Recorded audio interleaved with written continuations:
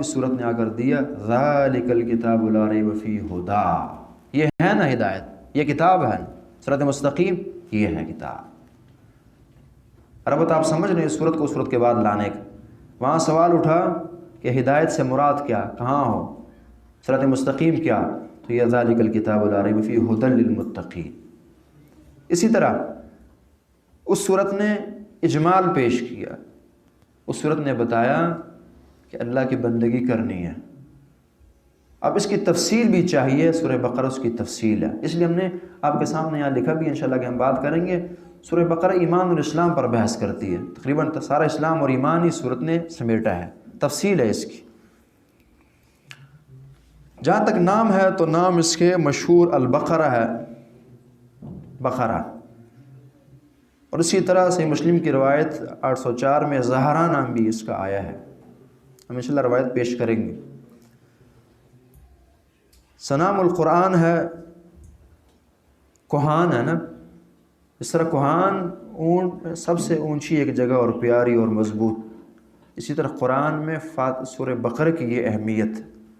اسلام میں جہاد کو وزیرۃ سنام الجہاد فی سبیل اللہ کہا گیا، تو قرآن کا پھر زیر و سنام جو ہے، وہ سنام جو ہے یہ سورۃ البقرہ ہے، سنام القرآن سین کے ساتھ۔ اس کے بعد فسطاط القرآن خیمہ ہے، چونکہ قرآن کے تمام مضامین اس خیمے کے اندر سمیٹ دیے گئے ہیں۔ فسطاط القرآن، فسطاط تو کے ساتھ۔ فضیلت حدیثوں نے اس کی بہت زیادہ بیان کی ہے۔ صحیح مسلم کی 804 نمبر روایت، نبی علیہ السلام فرماتے ہیں اقرؤوا القرآن فإنه یأتی یوم القیامة شفیعا لأصحابہ، کہ قرآن پڑھا کرو، چونکہ قیامت کے دن یہ قرآن جو ہے سفارشی بن کر اپنے ساتھیوں کے لیے آئے گا۔ اور پھر فرمایا اقرؤوا الزہراوین، یہ دو صورتیں جو ہیں یہ جو پھولوں کی مانند ہیں، چمکتی دمکتی، یہ پڑھا کرو۔ کون سی؟ البقرہ و سورۃ آل عمران۔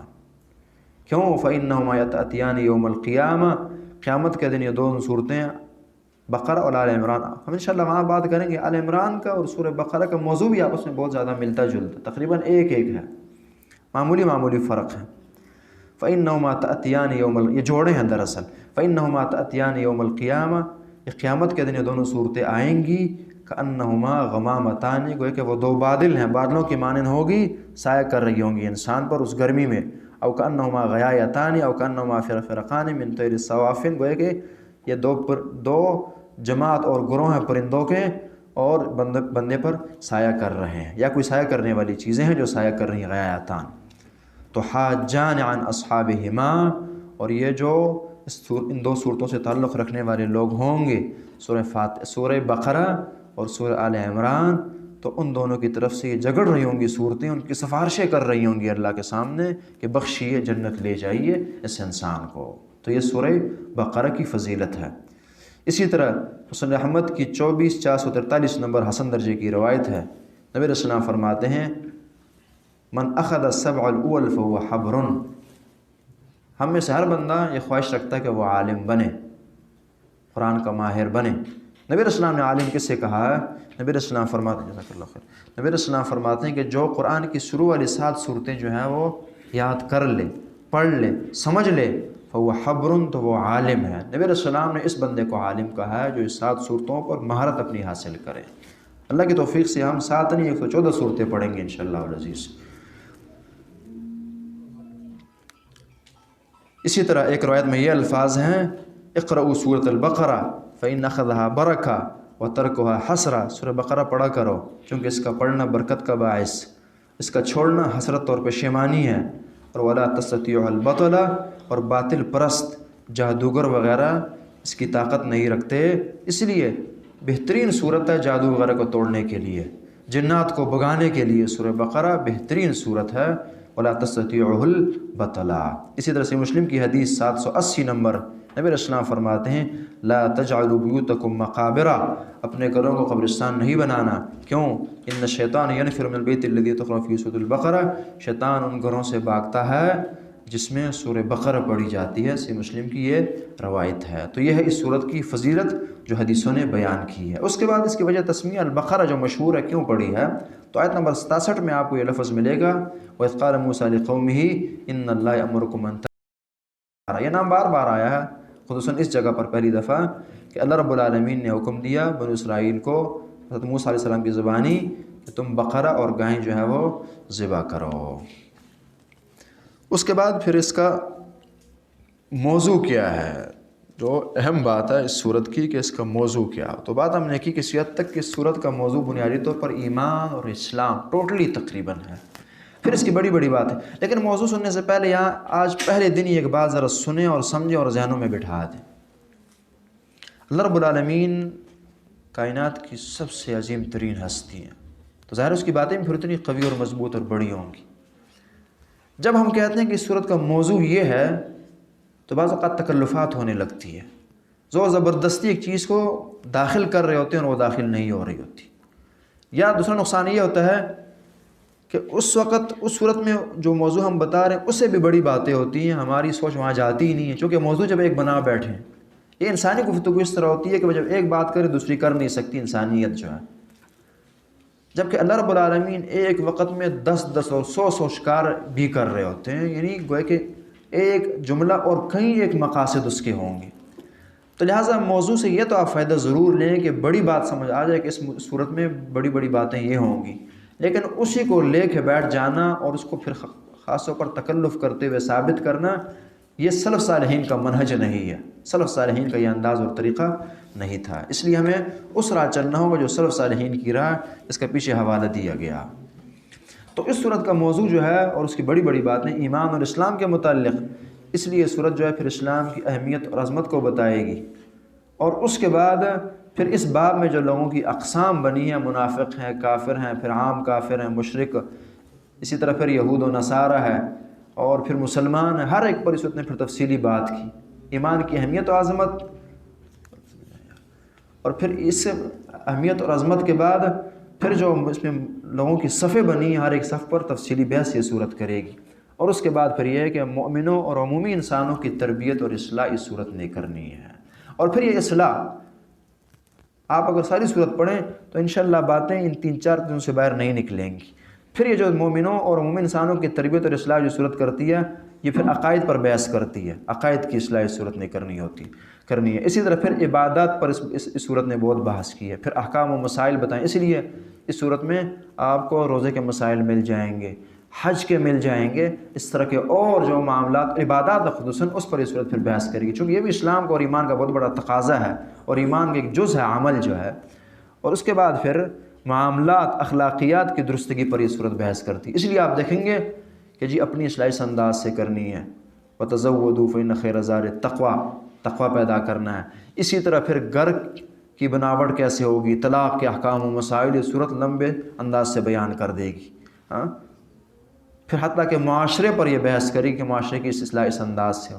پھر جب آپ خود سدھر گئے، آپ کا گھر بہتر سے بہتر ہو گیا، معاشرے کی اصلاح ہو گئی، اب اس اسلام کو ایمان کو آگے بھی ٹرانسفر کرنا ہے، تو آگے ٹرانسفر کرنے کے لیے جہاں ایک طرف آپ کو مال لگانا پڑے گا، انفاق کے مباحث پھر آخر میں ذکر کیے گئے، انفاق، اور پھر اس کے بعد جی پھر جان بھی دینی ہے، جان لگانی ہے، جو مالی صلاحیتوں کے ساتھ ساتھ جانی صلاحیتیں بھی صرف کرنی ہے، تو لہٰذا پھر جہاد کے پر یہ صورت بحث کرے گی۔ ایک دفعہ پھر سے سن لیجیے، ایمان اور اسلام پر بحث کرتی ہے، پھر ان میں شروع میں اسلام کی اہمیت اور عظمت بتائے گی یہ صورت، اور اس کے بعد پھر لوگوں کی اقسام اور ان پر تفصیلی بحث ہوگی، اور پھر آخر میں مومنوں اور عمومی انسانوں کی تربیت اور اصلاح، پھر اس میں عقائد کی اصلاح یہ صورت کرے گی، عبادات کی بجاوری اور احکام و مسائل اس کے ہوں گے، اسی طرح پھر معاملات اخلاقیات کی درستگی وغیرہ پر یہ صورت بحث کرے گی، اور پھر انفاق پر اور پھر جہاد پر اس صورت نے بحث کرنی ہے۔ اللہ رب العالمین کی توفیق سے انشاءاللہ ہم آگے بڑھتے ہیں۔ بسم اللہ الرحمن الرحیم، الف لام میم ذالک الکتاب لا ریب فیہ ھدی للمتقین۔ اب ذرا یہاں ان خشک بحثوں میں سے ایک آخری بحث، چونکہ ساری صورت کی ترتیب تو کسی حد تک ذہنوں میں آ گئی اور آ جانی چاہیے، انشاءاللہ اسے ہوم ورک کے طور پر آپ یاد کریں گے۔ اس کے بعد چونکہ ہم پہلے اس پارے میں داخل ہو رہے ہیں یا داخل ہو چکے ہیں، تو تھوڑی بڑی بڑی باتیں اس کی بھی ہمیں سمجھ آ جانی چاہیے۔ مثلا یہ صورت شروع میں بحث کرے گی ایمان اور اسلام کے متعلق لوگوں کی اقسام بیان کرنی، شروع میں مومنوں کا تذکرہ صورت نے کرنا ہے، پھر عمومی کافروں کا کرنا ہے، اور پھر منافقین کا کرنا ہے، ان کی مثالیں دینی ہے۔ تو شروع میں اس پارے کی ہم بات کر رہے ہیں، اس وقت ہم خلاصہ پڑھ رہے ہیں اس پارے کا۔ تو اس پارے میں شروع میں مومنوں کی صفیں یا ایمان میں لوگوں کی صفیں، اس پر بات اس صورت نے کی ہے۔ پھر اللہ کی بندگی اور وحی پر بحث کی ہے دوسرے رکوع میں جا کر، اللہ کی بندگی اور وحی پر بحث کی ہے۔ اور پھر اس کے بعد آدم علیہ السلام کا قصہ اور تذکرہ اس صورت نے کیا ہے۔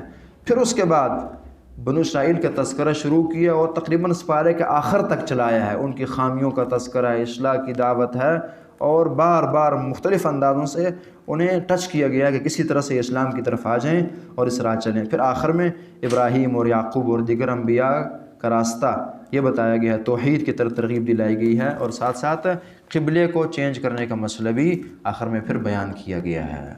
تو یہ اس بارے کی بڑی بڑی باتیں کہ پھر ذرا سماعت فرمائیے تاکہ ذہن نشین ہو جائے کہ اسلام اور ایمان میں لوگوں کی صفیں اس صورت نے شروع میں باندھی ہیں، بتائی ہیں، اور اس کے بعد پھر اللہ کی بندگی اور غلامی اور خاص طور پر پھر وحی پر بحث کی ہے، تقریباً دوسرے رکوع سے سٹارٹ کی ہے۔ پھر اس کے بعد آدم علیہ السلام کا قصہ بیان کیا گیا ہے ایک دو رکوع لگا کر، اور اس کے بعد پھر بنو اسرائیل پر بحث شروع کی گئی یہودیوں پر، اور تقریباً اس پارے کے 3 پاؤں سے آگے تک یہ بحث پھر چلتی ہے، اور پھر آخر میں جا کر انبیاء کا تذکرہ، خاص طور پر ابراہیم اور یعقوب وغیرہ ان کے تذکرے اور ان کے پھر حکمتیں جو سمجھ آتی ہیں وہ انشاءاللہ ہم پڑھیں گے، صورت نے بیان کی ہیں۔ اور پھر ساتھ ساتھ آخر میں قبلے کے ٹرانسفر اور چینج ہونے کا مسئلہ بھی صورت نے پھر بیان کیا ہے۔ بسم اللہ الرحمن الرحیم، الف لام میم، حروف مقطعات۔ حروف مقطعات، مقطع عربی میں کہتے ہیں ٹکڑے کر دینا، چونکہ یہ الفاظ الگ الگ پڑھے جاتے ہیں، الف حرف، لام حرف، میم حرف، حدیث آپ نے سنی کچھ دیر پہلے، تو یہ اس لیے مقطعات کہتے ہیں کہ یہ الگ الفاظ جو ہیں وہ الگ الگ کر کے پڑھے جاتے ہیں۔ اس زمانے میں شعراء کا یہ اسلوب تھا، چونکہ زمانے جاہلیت میں ان لوگوں کو بڑا فخر تھا اپنی شاعری اور فصاحت اور بلاغت پر، اور بعض اوقات وہ اپنی بلکہ کوشش ہوتی تھی، اب بھی آپ دیکھیں جس بندے کو تھوڑا بولنا زیادہ آ جائے، اچھا بول سکتا ہو، اس کی کوشش ہوتی ہے کہ میں ایسے الفاظ لاؤں کہ وہ کم کسی کو سمجھ آتے ہوں اور میری جادوگری چل سکے۔ تو اس زمانے میں یہ چیز ہوتی تھی، تو اس لیے اللہ رب العالمین نے قرآن میں یہ سورہ حروف مقطعات رکھیں کہ کر کے دکھاؤ اس کا معنی اگر کر سکتے ہو، تو ان کی تعجیز بھی ہے، ان کے لحاظ سے چیلنج بھی ہے، اگر ہو سکتا قرآن کا مقابلہ تو کیجیے۔ الف لام میم، اور اکثر تجربے کی بات آپ یہ سنیں کہ اس حروف مقطعات آپ کو اکثر ان صورتوں کے شروع میں نظر آئیں گے جن میں قرآن پر بات ہوتی ہے، جن صورتوں میں قرآن کی بات زیادہ ہوتی ہے، تو اس میں آپ کو یہ حروف مقطعات بہت زیادہ نظر، مطلب اکثر ان کے شروع میں الفاظ آپ کو ملیں گے حروف مقطعات جو ہیں۔ حروف مقطعات، اس کا معنی راجح قول کے مطابق اگرچہ بعض لوگوں نے کیا ہے، لیکن مفسرین کے راجح قول کے مطابق اس کا معنی کوئی نہیں جانتا، لہذا یہاں مختصراً کہہ دیتے ہیں اللہ عالم بمرادی، کہ اللہ اس کے معنی کو بہتر جانتے ہیں۔ ذالک الکتاب، یہ کتاب لا ریب فیہ، اس میں کوئی شک نہیں ہے۔ الکتاب پھر کا الکتاب کا معنی کامل کتاب، اگر دنیا میں کوئی کمال والی کتاب ہو سکتی ہے جس کا نہ کوئی مقابلہ ہو، نہ جس کے اندر کوئی خامی ہو، نہ یہ کہ تفصیل چاہیے ہو وہاں بات مختصر کی گئی ہو، یا مختصر چاہیے لمبی کر دی گئی ہو، آسانی چاہیے مشکل کر دی گئی ہو، مشکل چاہیے آسان کر دی گئی ہو، الفاظ کے اندر فرق ہو، معنی کے اندر فرق ہو، فصاحت کے اندر فرق ہو، بلاغت کے اندر فرق ہو، کمالات میں فرق ہو، کچھ نہیں، جو ہر لحاظ سے کامل کتاب ہے وہ الکتاب اللہ رب العالمین کی ہے۔ ذالک الکتاب، یا پھر ذالک کا معنی اکثر جو ہے وہ ہاذا کیا جاتا ہے کہ یہ ہاذا یعنی یہ کتاب، اس کا معنی کرتے ہیں۔ یہ عربی کا ایک اسلوب ہے، اور یہ عمومی آپ اپنی زبانوں میں بھی سمجھ سکتے ہیں کہ جس بندے کو آپ نے بڑا ظاہر کرنا ہو، آپ کہتے ہیں یار وہ تو وہ ہے،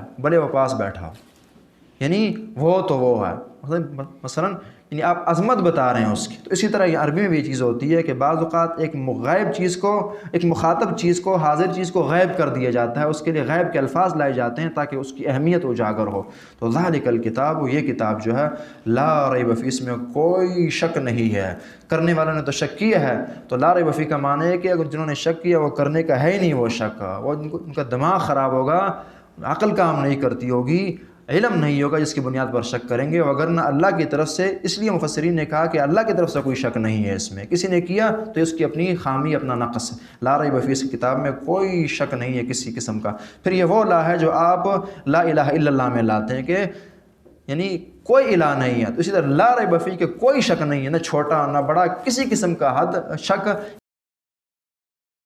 پڑھ کرے، وہ عالم کرے، وہ فاضل کرے، وہ جاہل کرے، وہ مسلمان کرے، وہ کافر کرے، وہ مرد کرے، وہ عورت کرے، لا ریب فی، کوئی شک اس میں نہیں ہے۔ جو انہوں نے شک کیا وہ اس قابل ہے ہی نہیں کہ اس پر بات کیجیے، اس لیے قرآن نے کی نہیں یہ بات اس پر۔ یہ بھی پھر عربی کا ایک اسلوب ہے، لا ریب فی، اس میں کوئی شک نہیں ہے۔ ہدی للمتقین، اب شک نہیں ہے تو کیا بس لو اور چومنا چاٹنا شروع کر دو، جہیز میں دینا شروع کر دو؟ نہیں، بلکہ مقصد کے لیے آیا ہے۔ ہدی للمتقین، یہ ہدایت ہے، راہ دکھاتا ہے، ہدایت دیتا ہے۔ جیسا ہم نے پیچھے بات کی کہ دونوں طریقوں سے اس کے راہ دکھانے کا تصور ہے، ہاتھ بھی پکڑتا ہے بندے، جنت بالکل لے کے جائے گی یہ کتاب آپ کو، اور دکھاتا بھی ہے کہ یہ آپ کریں تو جنت چلے جائیں گے۔ ہدی للمتقین، یہ سراسر ہدایت ہے۔ یہاں پھر یہ مصدر کا صیغہ، یہاں بعض طالب علم بیٹھے ہیں وہ جانتے ہیں مصدر کا صیغہ لایا گیا، ہدی للمتقین۔ یعنی آپ کہتے ہیں نا، جیسے راوی ہے اس کے بارے میں کہتے ہیں عدل تام الضبط، عادل نہیں کہتے، آپ کہتے ہیں یہ عدل ہے، کہنا یہ چاہیے تھا کہ یہ عادل ہے، آپ کہتے ہیں کہ یہ عدل ہے، یہ انصاف کرنے والا نہیں کہا، یہ انصاف ہے۔ یہ اس وقت کہا جاتا ہے جب آپ نے مبالغہ کرنا، کوئی کہ یار یہ تو ہے ہی انصاف، اس کا نام ہی انصاف پڑ گیا، تو کیونکہ سراسر یہ ہدایت ہے، سب کچھ ہی ہدایت ہے، اس میں ہدی للمتقین یہ ہدایت ہے۔ لیکن پھر یہ متقین کے لیے ہدایت ہے، گویا کہ قرآن سے کافر بھی فائدہ اٹھا رہا ہے، لیکن جو اصل فائدہ ہے وہ جنت تک رسائی ہے، یہ الفاظ یہ بھی اشارہ کرتے ہیں، اور وہ جو اٹھا رہے ہیں یہ فائدہ یہ متقین اٹھا رہے ہیں، للمتقین۔ پھر یہاں ہدایت کو تقوی سے جوڑ دیا گیا ہے، تو سمجھ یہ آئی کہ ہدایت تقوی کے بغیر انسان کو حاصل نہیں ہوتی۔ ہدی للمتقین، یہ ہدایت ہے متقین کے لیے۔ سوال پیدا ہوا متقین کون ہے؟ الذین، وہ لوگ یؤمنون بالغیب، جو ایمان لاتے ہیں غیب پر۔ آگے پھر تفصیلی جواب اس کا دیا گیا ہے۔ المتقین، تقوی کی مختصر تعریف سلف صالحین نے بڑی پیاری کر دی ہے کہ اجتناب ما نہی اللہ عنہ، کہ اللہ رب العالمین نے جس چیز سے منع کیا ہے اس سے رک جانا یہ تقوی ہے، اور بجا لانا اس چیز کا جس کا اللہ رب العالمین نے کرنے کا حکم دیا گیا ہے۔ جس کام کے کرنے کا کہا گیا تو اس پر آپ عمل کریں، جسے منع کیا گیا اس سے رک جائیں، آپ دنیا کے سب سے بڑے متقی اور پرہیزگار بن جائیں گے۔ کانٹوں کا راستہ آپ گزر رہے ہیں اور وہاں اپنے دامن کو بچا کر چلیں، احتیاط کی زندگی جئیں، آپ جو ہیں متقی اور پرہیزگار بن جائیں گے۔ المتقین، یہ ہدایت ہے متقین کے لیے۔ متقین وہ ہیں یؤمنون بالغیب، جو غیب پر ایمان لاتے ہیں۔ غیب پر ایمان کیسے ہیں؟ اللہ ہمیں اب تک نہیں نظر آیا، ہمارا ایمان ہے۔ رسول سے ہماری ملاقات نہیں ہو سکتی، ہم سے غائب ہیں، ہمارا ایمان ہے۔ اسی طرح اس کا معنی یہ بھی ہے کہ بہت ساری دفعہ یہ ہوتا ہے کہ ہمیں اللہ اور رسول غائب ہوتی ہے، اوجل ہوتی ہے، پھر بھی ہمارا ایمان ہے۔ اسی طرح اس کا معنی یہ بھی ہے کہ جس طرح کی حدیثیں اشارہ کرتی ہیں کہ جب بندہ تنہائی میں ہے، کوئی نہیں ہے، تو اللہ رب العالمین پر ایمان ہے، وہ ڈر رہا ہے، پھر بھی اللہ رب العالمین کی معصیتیں اور نافرمانیاں نہیں ہوتی۔ الذین یؤمنون بالغیب ویقیمون الصلاۃ، اور وہ نماز قائم کرتے ہیں۔ ویقیمون الصلاۃ، ایمان کے بعد، چونکہ ایمان کے اجزاء میں سے پہلے عقیدہ ہے نا، دل، اس کی بات کی، اب پھر اعمال ہے، عمل بالارکان ہے، تو اس اعمال میں سے، ان اعمال میں سے سب سے کہیں کہ ایک بڑے درجے کا عمل نماز ہے، اس لیے ویقیمون الصلاۃ اس کی صفت لائے گئی کہ نماز قائم کرتے ہیں۔ اور پھر اقامت الصلاۃ کا نماز پڑھنا نہیں کہا، چونکہ اقامت، قیام کرنے کے لیے شرائط ہیں، ضوابط ہیں، کام مشکل ہے، آسان نہیں، پھر اس کے آداب اور تقاضے ہیں، سب کی طرف اشارہ ہے۔ جس طرح کہ کسی کھمبے کو کھڑا کرنا ہو تو اس کے لیے کھدائی ہے، مٹیریل بنانا ہے، سیدھا کرنا ہے، پھر اس کے بعد اس کو سیٹ کرنا ہے۔ اسی طرح نماز کو کھڑا کرنا ہے، صرف پڑھنا نہیں ہے، اس کے تمام جو ما لہا و ما علیہا وہ سب ہوں گے، تو پھر یہ اقامت الصلاۃ، یقیمون الصلاۃ، یہ نماز قائم کرتے ہیں۔ اب یہ اقامت الصلاۃ بندوں کا حق، یہ اللہ رب العالمین کا حق، اب ساتھ ہی بندوں کا ومما رزقناہم ينفقون، وہ ایک اشارہ ہو گیا کہ ان میں دونوں خوبیاں پائی جاتی ہیں، یہ خالق کا بھی خیال رکھتے ہیں اور مخلوق کا بھی خیال رکھتے ہیں۔ ومما رزقناہم ينفقون، جو ہم نے رزق دیا ان میں سے یہ خرچ کرتے ہیں، اور فرضی زکوٰۃ بھی دیتے ہیں، وہ بھی اس کے اندر داخل، اور وہ نفلی عطیات وغیرہ وہ بھی اس کے اندر داخل ہیں یا ادا کرتے ہیں۔ ومما رزقناہم ينفقون، پھر رزق نہ کہا ہے کہ جو ہم دے رہے ہیں تمہارا کیا کمال، ہم اپنا دیا ہوا مانگ رہے ہیں، تو لہٰذا دیجئے، اور کھل کر اور اپنے نظر اور فکر کو اوپن کر کے زکوٰۃ و صدقات وغیرہ دیجیے۔ ومما رزقناہم ينفقون، اس میں پھر یہ بھی داخل ہے کہ صرف مال نہیں، جو ہم نے دیا، اللہ نے جہاں ہمیں مال دیا، وہاں طاقتیں دی ہیں، صلاحیتیں دی ہیں، طرح طرح کی نعمتیں دی ہیں، سبھی خرچ کی جائیں گی۔ ہر چیز کی اپنی زکوٰۃ ہوتی ہے، ہر چیز کی اپنی زکوٰۃ ہے۔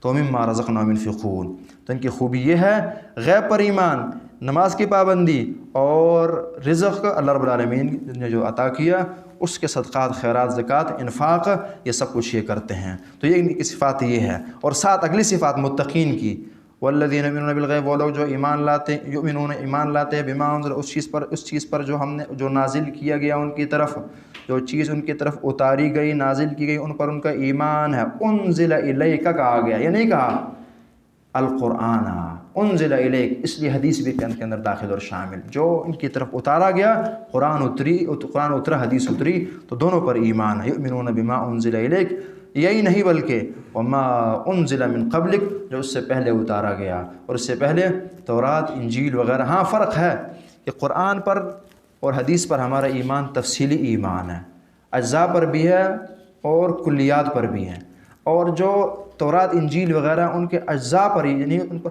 تفصیلی ایمان نہیں، آپ آسان الفاظ میں کہیں۔ یہ تو ہم مانتے ہیں کہ وہ اللہ کی طرف سے نازل شدہ کتابیں تھیں، لیکن اب یہ بات ہم نے فالو کرنی ہے، وہ کرنی، یہ پھر ایمان ہمارا نہیں ہوگا۔ بما انزل الیک وما انزل من قبلک، اور ساتھ ہی آپ قرآن میں اکثر پائیں گے کہ اللہ رب العالمین قرآن کو اور آخرت کو جمع کرتے ہیں، یعنی قرآن کی باس ساتھ ہی آخرت کی باس، آخرت کی باس ساتھ ہی قرآن کی باس۔ اس کی وجہ ہم بتا چکے ہیں کہ دو چیزیں ایسی ہیں کہ ایک دوسرے کو لازم و ملزوم ہے۔ جب تک آپ کا آخرت پر ایمان بنا نہیں، قرآن پر بن نہیں سکتا، اور جب تک قرآن پر بنا نہیں، آخرت پر بن نہیں سکتا۔ یعنی ہوگا یہ کہ جب آخرت پر آپ صحیح ایمان لائیں گے، فکر ہوگی، خوف سوار ہوگا، جنت کی لالچ آئے گی، تو پھر جنت کے حصول کی کوشش ہوگی اور جہنم سے بچنے کی ہوگی۔ اچھا پھر یہ راستے ملیں گے کہاں سے؟ کوئی کہہ دے گا یار قرآن پڑھیں جنت مل جائے گی، جہنم سے بچ جائیں گے، یا خود آپ کو سمجھ آ جائے گی کہ قرآن سے جنت ملتی ہے اور جہنم سے رسائی انسان کو مل سکتی ہے۔ اسی طرح جب آپ قرآن پڑھیں گے تو قرآن پھر آپ کو بار بار بتائے گا کہ آخرت آخرت آخرت، آخرت پر بھی ایمان بن جائے گا۔ تو یہ دونوں ایمان ایک دوسرے کو لازم و ملزوم، آخرت کا ایمان قرآن پر ایمان، اور قرآن کا ایمان آخرت پر ایمان، اس لیے یہاں بھی یہ جمع کیا گیا ہے۔ آپ کو قرآن میں متعدد مقامات پر یہ جمع ملیں گے، سورہ واقعہ میں اللہ رب العالمین نے جمع کیے ہیں، سورہ اعراف میں جمع کیے ہیں، یہاں یہ جمع، اور اسی طرح متعدد صورتیں۔ وما انزل من قبلک، جو آپ سے پہلے اتارا گیا، وبالآخرۃ هم یوقنون، آخرت پر یہ لوگ یقین رکھتے ہیں۔ اب جس بندے کا آخرت پر یقین نہیں، فقط شک، گمان ہے کہ ہو سکتا ہو جائے، تو کہ وہ مومن نہیں ہے۔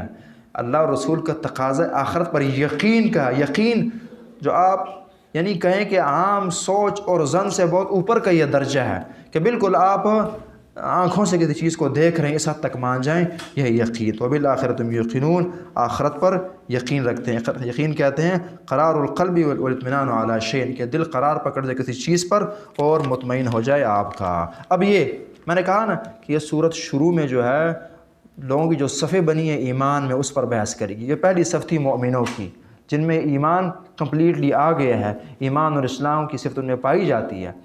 آگے پھر جا کر کافروں کی اور پھر منافقوں کی بات ہوگی۔ اب یہ لوگ جو اس پہلی صف میں داخل ہو گئے ہیں، ایمان کو قبول کر بیٹھے ہیں، اسلام لے آئے ہیں، تو ان کے لیے پھر ہوگا کیا؟ اولئک علی ھدی من ربہم، یہ وہ لوگ ہیں جو ہدایت پر ہیں اپنے رب کی طرف سے، اللہ رب العالمین کی عطا کردہ ہدایت پر یہ لوگ قائم ہے۔ یہاں سے یہ بھی سمجھ آئی ہدایت وہ ہے جو رب العالمین کی طرف سے ہو، اللہ کے علاوہ جہاں سے بھی جس بزرگ نے بھی بات کی وہ دین نہیں ہو سکتی، وہ ہدایت کا نہیں ہو سکتی۔ ہدایت وہ ہے من ربہم جو اللہ رب العالمین کی طرف سے ہو۔ پھر یہ کہ بعض اوقات بندہ اپنے آپ کو ہدایت پر سمجھ رہا ہوتا ہے، اللہ کے ہاں وہ ہدایت یافتہ نہیں ہوتا، اس لیے کہا من ربہم، یہ ہدایت پر ہے اور رب العالمین کی عطا کردہ صحیح ہدایت ہے، جس میں یہ صفات پیدا ہو گئی ہیں، وہ اعلیٰ ھدی من ربہم ہو گیا۔ اور پھر بعض اوقات بندہ نمبر بڑے اچھے لے لیتا ہے، انعام نہیں ملتا، محروم ہو جاتا ہے، اگلے کے پاس دینے کے لیے کچھ ہوتا نہیں ہے، تو کیا یہاں تو نعوذ باللہ کوئی ایسی بات نہیں ہے، نہیں، یہ ہدایت پر ہیں، وَأُولَٰئِکَ هُمُ الْمُفْلِحُونَ، کامیاب ہو جائیں گے۔ یہ نہیں بڑا اچھا پیپر حل کیا، اگلے کو چیکنگ میں غلطی ہوگی، بندہ فیل ہو گیا۔ اللہ کے ہاں یہ نہیں کہ بندہ ہدایت پر ہوا، اللہ کی مان گیا، پھر ناکام ہو جائے، وَأُولَٰئِکَ هُمُ الْمُفْلِحُونَ، اس کی بھی گارنٹی ہے کہ یہ جو ہے وہ ہدایت یافتہ ہونے کے ساتھ ساتھ کامیاب بھی ہوں گے۔ اور فلاح کہتے ہیں عربی میں الفوز ببقاء الابد، کہ بندہ ہمیشہ کے لیے کامیاب ہو، جسے فلاح کہتے ہیں، یعنی یہ کہ عام کامیابی نہیں ہے۔ اس لیے آپ محسوس کریں گے اور اس تجربے کو پائیں گے اور پہنچیں گے کہ عربی کے مقابلے میں ہر زبان بخیل زبان ہے، حق نہیں ادا کر سکتی۔ آپ جو بھی زبان لیں، عربی کے لفظ نے ایک بہت بڑی چیز کی طرف اشارہ کیا ہوگا، اور آپ کی اردو، پشتو، فارسی معمولی چیز بیان کر رہی ہوگی اس میں سے۔ اس لیے بعض نے تو یہاں تک فتوے دیے کہ قرآن کا ترجمہ ناجائز ہے، شروع میں بھی فتوے سلف صالحین کے رہے ہیں بعض کے، اس کی وجہ یہ تھی کہ حق ادا نہیں ہو سکتا۔ تو فلاح عام کامیابی کو نہیں کہتے ہیں، وہ کامیابی جو ہمیشہ کی ہو اور کامل کامیابی ہو، اولئک هم المفلحون۔ یہ تھی پہلی وہ صفحہ جو ایمان لے آئی، اللہ کے قریب ہو گئی اور اللہ اور اس کے احکامات وغیرہ تسلیم کر لیے۔ اب دوسرے وہ لوگ جو اللہ رب العالمین پر ایمان نہیں لائے، دور بھاگے اور چھوڑ بیٹھے ایمان اور اسلام کو۔ ان الذین کفروا، بے شک وہ لوگ جنہوں نے کفر کیا، سواء علیہم، برابر ہے ان پر، انذرتم، کیا آپ انہیں ڈرائیں، ام لم تنذرہم، یا آپ انہیں نہ ڈرائیں، لا یؤمنون، یہ ایمان نہیں لائیں گے۔ وہ لوگ جنہوں نے کفر کیا، ان کو ڈرانا اور نہ ڈرانا ہے برابر، یہ ایمان نہیں لائیں گے۔ ایک سوال کیا جاتا ہے کہ دیکھیں کہ جب ایمان نہیں لائیں گے، اللہ نے پہلے ہی کہہ دیا ایمان نہیں لائیں گے، تو پھر دعوت کا فائدہ کیا، لہٰذا نہ دی جائے، چھوڑ دی جائے۔ اس آیت کا ہرگز یہ معنی نہیں ہے کہ دعوت نہ دی جائے، بلکہ یہ دراصل ان کی کیفیت بیان کی جا رہی ہے کہ یہ جو مرضی ہو، اس بندے نے اپنی جگہ چھوڑنی نہیں، ادھر یہ کھڑا رہے گا۔ اس کا معنی ہرگز یہ نہیں کہ دعوت جو ہے وہ ترک کر دی جائے۔ اصل میں یہ بات تھوڑی مختصر کرنی پڑتی ہے، ایک تمہید زیادہ سمجھنے کی ضرورت ہے۔ گناہ کی طبیعت میں اللہ رب العالمین نے تاریکیاں رکھ دی ہیں، اندھیرے رکھ دی ہیں، نور کا بجھنا رکھ دیا ہے، اور ہدایت میں اللہ نے نور اور روشنیاں رکھ دی ہیں۔ اب جس بندے میں جس قدر گناہ ہوں گے، اس کا نور بجھتا رہے گا اور اس ظلمت اور تاریکیاں اس پر غالب آتی جائیں گی، اور جس قدر بندے میں ایمان زیادہ آتا گیا، ایمان بڑھتا گیا، اس قدر اس میں روشنی آتی گئی اور زیادہ ہوتی گئی اس انسان کی۔ اب جس قدر بندے میں یہ ظلمتیں اور تاریکیاں زیادہ ہوں گی، نور کم ہوتا جائے گا، اس قدر اس پر اللہ اور رسول کی بات اثر بھی کم کرے گی۔ سنن ترمذی کی روایت آپ نے سنی ہے، بار بار سنی اور پڑھی ہوگی، کہ جب بندہ گناہ کرتا ہے، نقطۃ فی قلبی نقطۃ سوداء، گناہ کیا، دل پر ایک دبا پڑ گیا، داغ پڑا، اگر توبہ کرے، استغفار کرے تو دھل گیا، صفائی ہو گئی، اور اگر نہ کیا اور دوسرا گناہ ہو گیا، اوپر سے دوسرا دبا پڑ گیا، تیسرا کیا، پھر پڑا گناہ، پھر کرتے کرتے حتیٰ کہ دل سیاہ ہو گیا۔ نبی علیہ السلام فرماتے ہیں یہ وہی زنگ ہے جس کو اللہ نے ذکر کیا، کلا بل ران علی قلوبہم ما کانوا یکسبون، پھر یہ تاریکیاں اور اندھیرے ہی ہو گئے، اور پھر جو ہے حدیث بتاتی ہے کہ نہ اچھائیوں کی سمجھ ہوتی ہے نہ پھر برائیوں کی سمجھ ہوتی ہے، پھر یہ لیول ہو جاتا ہے فمن زین له سوء عملی فرآہ حسنا۔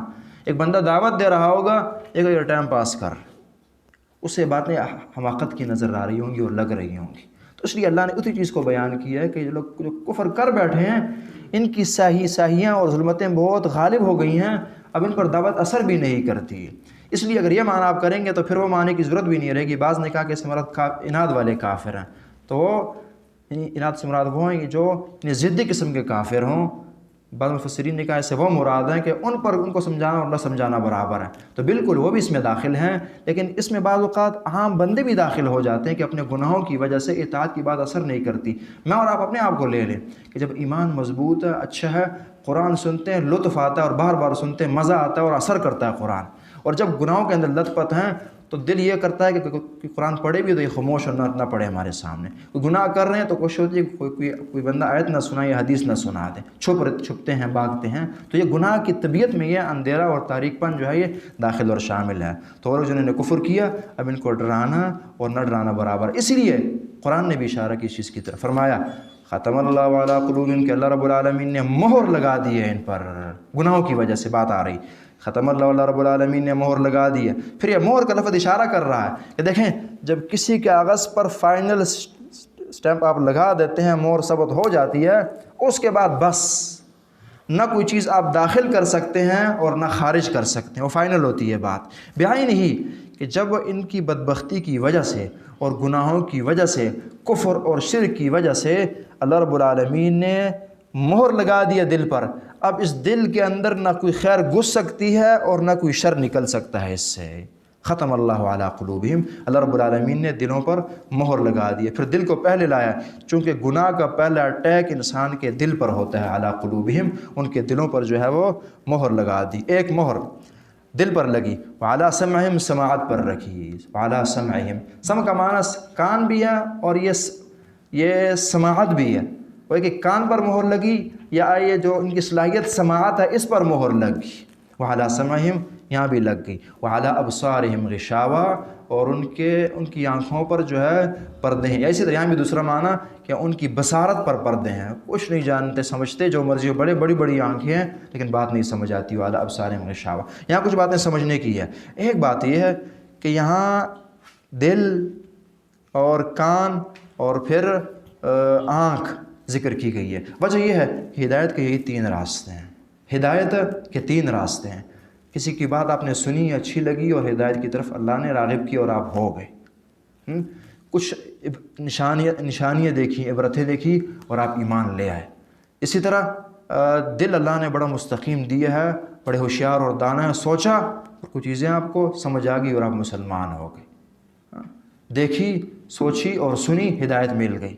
تو یہاں جو ان کے ہدایت کے راستے ہیں 3 اس وقت غصب شدہ ہیں، ان پر مہریں لگ گئی ہیں، بند کر دیے گئے ہیں، اب یہ کچھ سمجھنے جوگے نہیں رہے اور یہ سمجھ نہیں سکتے۔ وعلی ابصارہم غشاوہ، ان کی آنکھوں پر بھی پردے ہیں۔ پھر یہاں دوسری کمال کی بات قرآن کی دیکھی ہے کہ دل کے ساتھ اور اسی طرح سماعت کے ساتھ اللہ کو لایا گیا، یعنی کہ یہاں پردوں کو کہا گیا ہے، اور جب بات آئی بصارت کی، ختم اللہ علی قلوبہم، دلوں پر پردے ہیں، اب مہر لگا دی گئی ہے، عفواً دلوں پر پردوں کا کہا، سماعت پر دلوں پر مہر کا کہا، سماعت پر پردوں کا کہا، بصارت پر پردوں کا کہا۔ ذرا وجہ سمجھیں، ہوتا یہ ہے کہ بعض اوقات آپ کی آنکھ اگر میں بند کر دوں، کوئی بندہ بند کر دے، تب بھی ہوتا نہیں کہ اندھے کو آپ بٹھائیں، ان سے پوچھیں کہ یہاں لائٹ جل رہی ہے، یعنی وہ بتا دے کہ لائٹ جل رہی ہے اس وقت، یہاں آ جاتی کسی حد تک سمجھ۔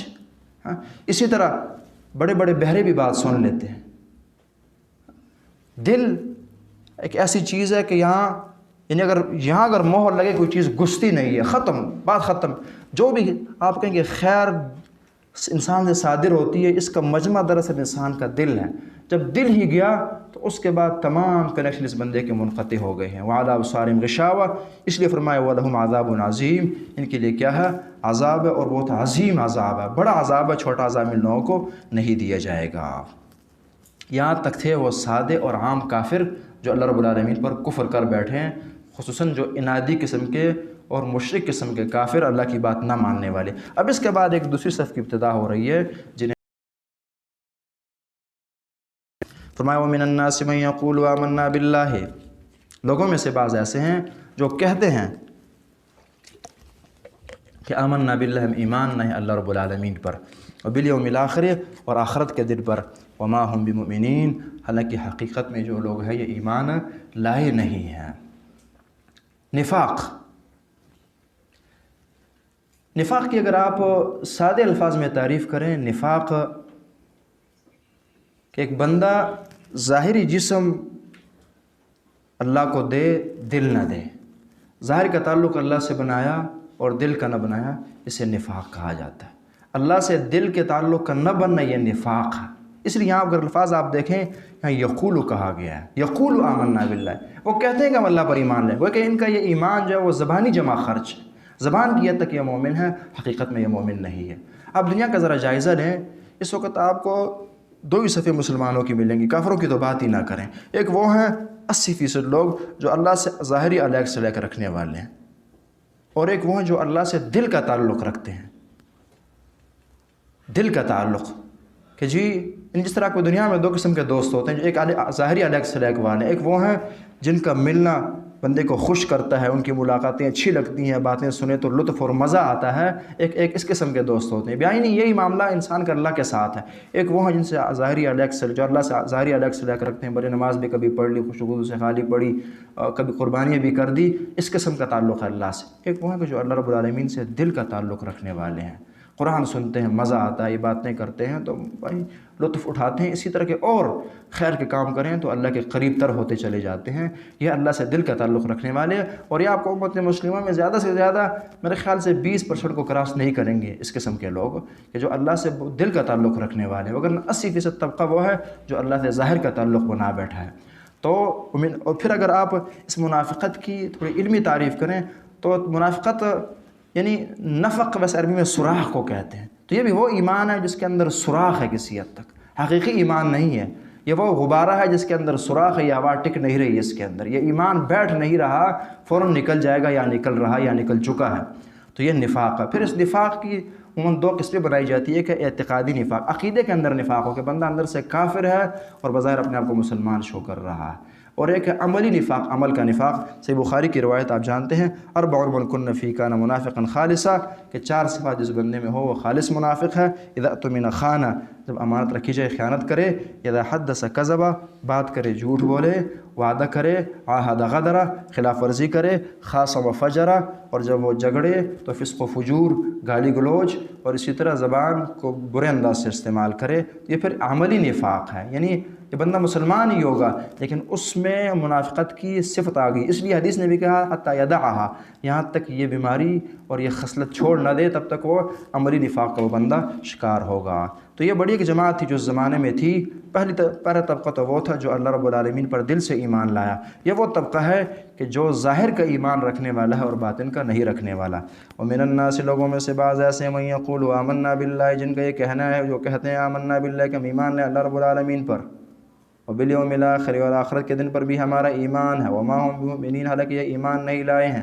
حقیقی ایمان اللہ اور رسول پر ان لوگوں کا نہیں ہے، صرف زمانی جمع خرچ ہے۔ یخادعون اللہ، یہ دھوکہ دیتے ہیں اللہ رب العالمین کو، والذین آمنوا، اور ان لوگوں کو جو ایمان لائے ہیں، یہ دھوکہ دے رہے ہیں اللہ کو اور مومنوں کو یہ دھوکہ دے رہے ہیں۔ تو کیا اللہ کو دھوکہ دیا جا سکتا ہے؟ جواب نہیں، کہ اللہ رب العالمین کو دھوکہ نہیں دیا جا سکتا۔ یہاں پھر کیوں کہا گیا ہے؟ اس کی وجہ یہ ہے کہ وہ اپنے حساب سے تو دے رہے ہیں دھوکہ۔ دیکھیں جیسے ہم نے کہا نا کہ وہ اللہ کو اپنا ظاہر دے رہے ہیں، باطن نہیں پیش کر رہے، تو یہ دھوکہ ہی ہے نا۔ ایک بندہ جو بظاہر بڑی عزت کرتا ہے آپ کی، سب کچھ کر رہا ہے لیکن دل سے نہیں کر رہا، آپ اسے دھوکہ ہی کہتے ہیں، عوام اسے دھوکہ ہی سمجھتی ہے اور لوگ اسے دھوکہ ہی کہتے ہیں۔ تو اس انداز سے اللہ کو جیسے دھوکہ دے رہے ہوں، ظاہری تعلق بنا بیٹھے ہیں، باطن کا نہیں ہے۔ یخادعون اللہ، کہ اللہ رب العالمین کو یہ دھوکہ دے رہے ہیں دل سے ایمان نہ لا کر۔ دوسرا یہ کہ کوشش تو یہ کر رہے ہیں بھلے دے نہیں سکتے اللہ رب العالمین، اس لیے دھوکہ کہا گیا۔ یخادعون اللہ، کہ یہ دھوکہ دیتے ہیں اللہ رب العالمین کو، والذین آمنوا، اور ان لوگوں کو جو ایمان لائے ہیں، تو کیا دے دیں گے؟ نہیں۔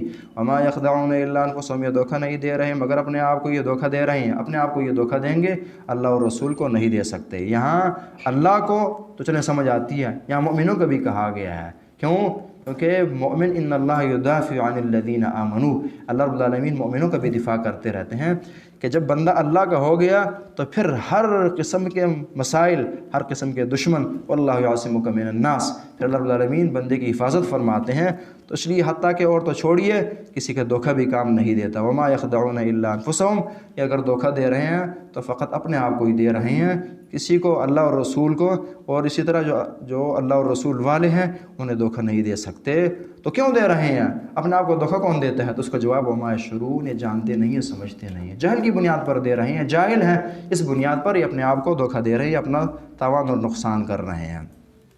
پھر ان کی کچھ خامیاں، فی قلوبہم مرض، ان کے دلوں میں بیماری ہے، خصوصاً نفاق کی بیماری ہے، گناہوں کی بیماری ہے۔ فزادہم اللہ مرضا، ہوتا ہے کہ جب بندہ اللہ رب العالمین کے قریب جائے تو اللہ رب العالمین اس کی خامیاں ختم کرتے رہتے ہیں، اس کے اندر خوبیاں لاتے ہیں، بیماریاں ختم کرتے ہیں، مسائل ختم کرتے ہیں جب بندہ اللہ کے قریب ہو۔ جب اللہ سے بندہ دور ہو تو فزادتہم رجسا الی رجسہم وماتوا وہم کافرون، پھر گندگیاں بڑھتی رہتی ہے بندے کی۔ انسان کی حقیقی اصلاح اگر کوئی کر سکتا ہے وہ اللہ رب العالمین ہی کرتے ہیں، وہی تائید اور نصرت اور تزکیہ نفس کرتے ہیں۔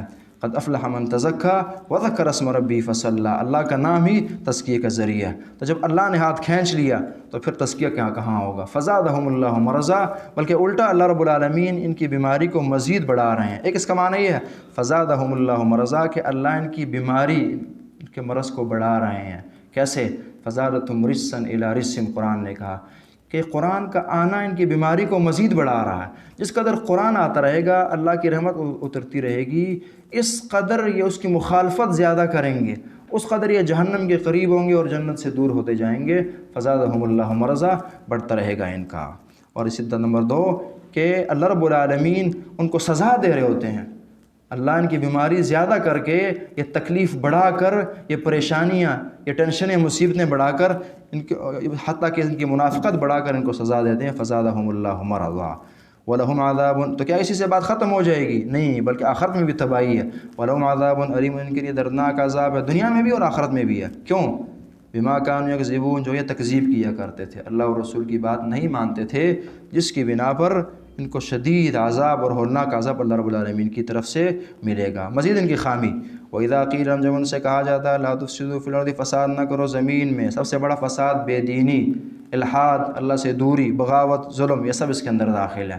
جب ان سے کہا جاتا ہے کہ فساد نہ کرو، دین سے نہ روکو، لوگوں کو شکوک و شبہات لوگوں کے ذہنوں میں نہ پیدا کرو، قالوا، یہ کہتے ہیں انما نحن مصلحون، بے شک ہم جو ہیں وہ اصلاح کرنے والے ہیں، ہم اصلاح کرنے والے ہیں۔ یہ ہوتا ہے منافق آدمی دنیا بگاڑ کر اپنے آپ کو مصلح سمجھتا ہے، وہ قتل کرے تب بھی ٹھیک، کسی کو گالی دے تب بھی ٹھیک، کسی کا نقصان کرے تب بھی ٹھیک ہی ہوتا ہے۔ اس لیے فرمایا کہ یہ کہتے ہیں کہ انما نحن مصلحون، کہ ہم تو صرف اصلاح چاہنے والے ہیں، خیر خواہی چاہ رہے ہیں اور کر رہے ہیں۔ قالوا انما نحن مصلحون، اللہ کا جواب، اللہ خبردار، انہم المفسدون، بے شک یہی اصل فسادی ہیں، یہی فسادی ہیں، لیکن ولکن لا یشعرون، لیکن یہ شعور نہیں رکھتے۔ کیونکہ زین لہم سوء اعمالہم، اللہ رب العالمین نے ان کے گناہوں کی وجہ سے ان کے برے اعمال ان کے لیے اچھے دکھا دیے ہیں، اب یہ اپنے ہوتے ہیں۔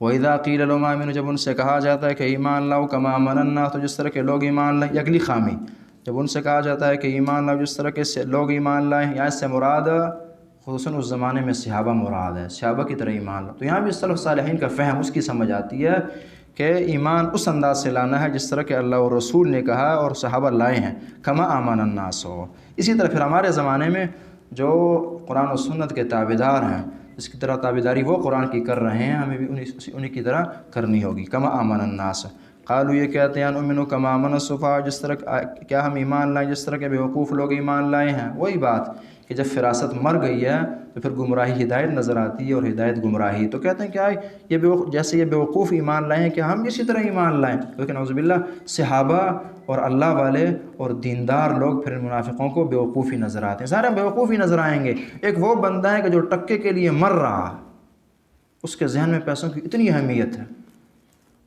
اور دوسرا وہ ہے کہ جو پیسوں کے ڈھیر کسی کو دے رہا ہے۔ اب اسے یہ تو نہیں سمجھ آتی کہ آخرت بھی ہے، جنت بھی ہے، یہ چیزیں تو اسے سمجھ آئی جس کا ایمان ہو اللہ پر، وہ تو ہے نہیں اس بندے کا۔ وہ ٹکا جو خود یہ ایک نہیں دے سکتا، اگلے کو جب ہزاروں دیتے ہوئے دیکھ رہا ہے تو اس نے بیوقوف ہی کہنا ہے اسے۔ اسی طرح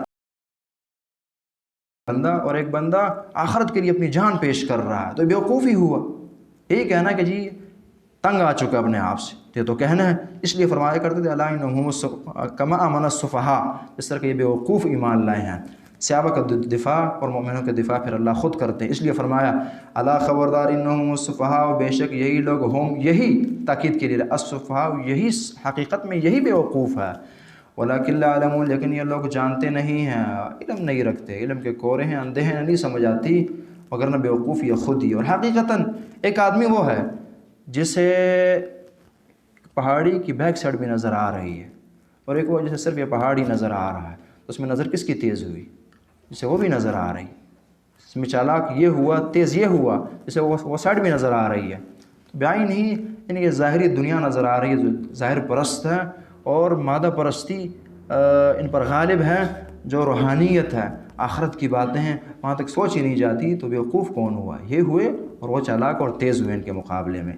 اس لیے فرمایا الا انہم السفہاء ولکن لا یعلمون، ان کی مزید خامی۔ وَإِذَا لَقُوا الَّذِينَ آمَنُوا، جب ان سے کہا جاتا ہے آمنوا کہ ایمان لاؤ، قالوا یہ کہتے ہیں آمنا، ہم ایمان لے آئے ہیں۔ جب ان کو دعوت دی جاتی ہے تو پھر دو رخ ہیں ان کے نا، تو کیا اٹھتے ہیں جی ہمارا ایمان تو ہے، مومن ہے۔ وَإِذَا خَلَوْا إِلَىٰ شَيَاطِينِهِمْ، جب یہ تنہائی میں ہوتے ہیں، الگ ہوتے ہیں، اپنے شیاطین سے ملتے ہیں۔ شیاطین سے مراد یہاں ان کے سردار بھی ہیں، اور اسی طرح مفسرین نے کہا کہ اس سے مراد جو حقیقی جنات وغیرہ ان سے بھی تعلق رہا کرتا تھا ان کا، اور اب بھی آپ دیکھ لیں ہمیشہ کافروں کا ان سے گہرا تعلق۔ اگر آپ جنوں کو نکال لیں تو دنیا کی ساری قبر پرستی اور شرک پرستی ختم ہو جائے گی، شیطان ہی پیچھے اس کے بیٹھے ہیں اور سب کچھ کروا رہے ہیں۔ وَإِذَا خَلَوْا إِلَىٰ شَيَاطِينِهِمْ، جب شیطانوں اور اپنے سرداروں سے تنہائی میں آتے ہیں، قالوا ان سے کہتے ہیں اِنَّا مَعَكُمْ، کہ بے شک ہم تو تمہارے ساتھ ہیں، تمہارے ساتھ ہی ان کے نہیں ہیں۔ انما اچھا پھر سوال ہے کہ ادھر کیا کرنے گئے ہو؟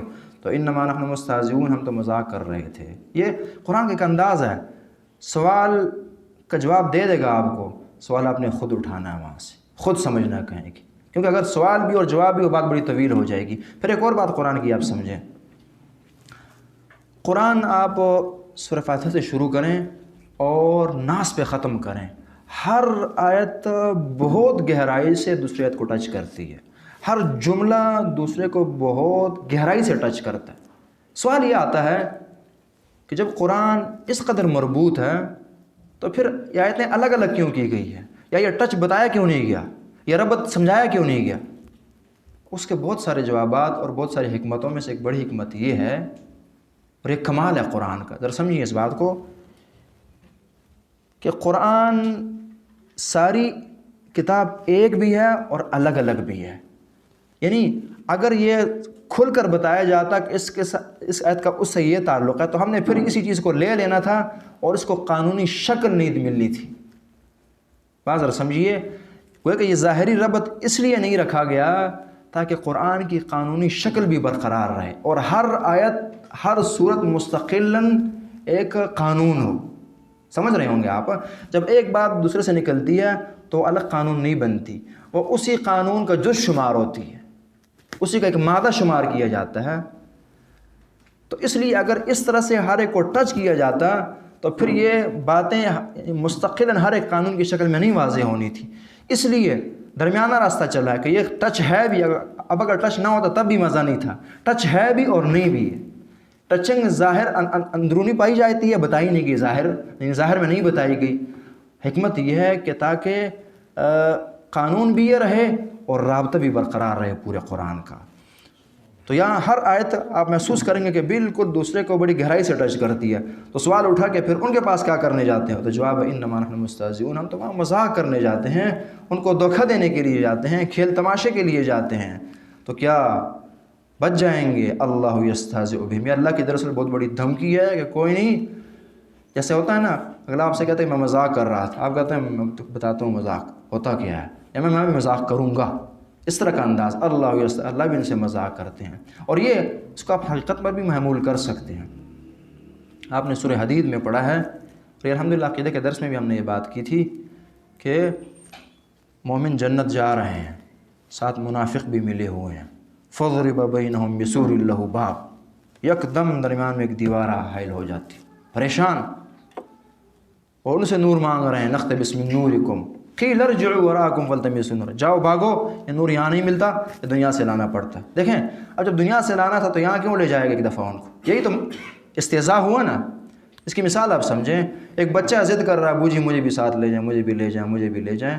آپ کہتے ہیں آؤ بیٹھا، موٹر سائیکل پر گاڑی میں بٹھا دیتے ہیں ساتھ، ایک چکر محلے کٹواتے ہیں اور پھر اسی گھر کے سامنے اتار دیتے ہیں اور رونے لگتا ہے. تو یہ مذاق ہی تھا آپ کا نا. وہ کہہ رہے ہیں مجھے دفتر ساتھ لے جائیں، فلانی جگہ لے جائیں، اور آپ کچھ دیر کے لیے گھماتے ہیں پھر دے اتار دیتے ہیں اس سے. تو بالکل یہ جنت جا رہے ہیں اور خوش ہے کہ جی بس، جیسے وہ بچہ خوش ہوا کہ جی بس پاپا لے کے جا رہے ہیں اور پھر گیا نا، تو یہ بھی اسی طرح خوش ہے کہ جنت جی، جیسے دنیا میں ہم چلتے رہے مومنوں کے ساتھ اور بیڑا پار ہو گیا، مسلمان شو ہوتے رہے، ہم سے کوئی لڑتا نہیں تھا، ہماری حفاظت ہوتی تھی، یہاں بھی یہی معاملات ہو گئے ہیں. تو نہیں، فَضْرِبَ بَيْنَهُمْ بِسُورٍ لَهُ بَابٌ بَاطِنُهُ فِيهِ الرَّحْمَةُ وَظَاهِرُهُ مِنْ قِبَلِهِ الْعَذَابُ. تو اللہ بھی ان سے مذاق کریں گے. وَيَمُدُّهُمْ فِي طُغْيَانِهِمْ يَعْمَهُونَ، اور بڑھاتا ہے انہیں فی طغیانہم، اپنی سرکشی میں، یعمہون، اندھے پڑے ہوئے ہیں. یعمہ ایک عمی عربی میں، عین میم یا، جب آنکھیں کام نہ کریں. ایک عمہ عین میم ہا، جب دل کی آنکھیں کام نہ کریں. ولیکن تعمى القلوب التي في الصدور، قرآن نے کہا نا. اصل یہ ہے کہ بندے کی دل کی نگاہ کام نہ کرے. یہ نگاہ اس کی کام کرتی ہے، وہ اندھا نہیں ہے. اصل اندھا وہ ہے ولیکن تعمى القلوب التي في الصدور، کہ دل کی نگاہ اس انسان کی کام نہ کرتی ہو. تو یہ یہاں اس لیے عمہ کہا گیا کہ ان کی دل کی جو آنکھیں ہیں، ان کی بصیرت یہ مر چکی ہے. اللہ یستہزئ بہم، اللہ رب العالمین سے مذاق کرتے ہیں، کریں گے. وَيَمُدُّهُمْ فِي طُغْيَانِهِمْ يَعْمَهُونَ، اور وَيَمُدُّهُمْ، اور بڑھاتے ہیں انہیں فی طغیانہم، اپنی سرکشی میں، یعمہون، حیران اور اندھے پھرے ہیں. یہ ہوتا ہے اب جو بھی بندہ، اور جب بھی بندہ گناہوں اور معصیتوں کے اندر گر جاتا ہے، اسی کے اندر پھر حیران و پریشان بھی وہ پھر رہا ہوتا ہے. سکون نہیں ملے گا، راحت نہیں نصیب ہوگی. جتنا آگے بڑھے گا اس قدر پریشانی اس کی آگے بڑھتی جائیں گی. سیم اس طرح کہ ایک آدمی اگر سخت کیچڑ کے دلدل میں گر گیا ہے، جس قدر یہ گرے گا اس قدر یہ نیچے جاتا جائے گا اس میں. سیم کہ جب اللہ رب العالمین سے بندہ دور ہوا، بغاوت سرکشی پر آیا، جس قدر اس کی حرکت ہوگی اس قدر اس کی بدبختی اس پر غالب آتی جائے گی اور یہ اندھا پن اس کا بڑھتا جائے گا۔ پھر اللہ تعالیٰ مہلت دے رہے ہوتے ہیں، وَيَمُدُّهُمْ فِي طُغْيَانِهِمْ، جس طرح کہ مومنوں کا اللہ یہ کرتے ہیں نَزِدْ لَهُ فِيهَا حُسْنًا، اللہ مومنوں کی ترقی کرتے ہیں ایمان میں، دن بدن ایمان بڑھاتے ہیں، قوی کرتے ہیں، علم بڑھاتے ہیں ان کا۔ اسی طرح کافروں کا اللہ کفر بڑھاتے ہیں، فاسقوں کا فسق بڑھتا ہے، مجرموں کا جرم بڑھتا ہے، اور اسی طرح منافقوں کی منافقت بڑھتی رہتی ہے۔ وَيَمُدُّهُمْ، انہیں بھی ترقی ملتی ہے لیکن سرکشی اور گناہ کے اندر ملتی ہے۔ انسان کی خوش بختی ہے کہ اسے اطاعت کے اندر ترقیاں ملے، جبکہ وَيَمُدُّهُمْ فِي طُغْيَانِهِمْ يَعْمَهُونَ کہ انسان کو سرکشی میں ترقی ملنے لگ گئی۔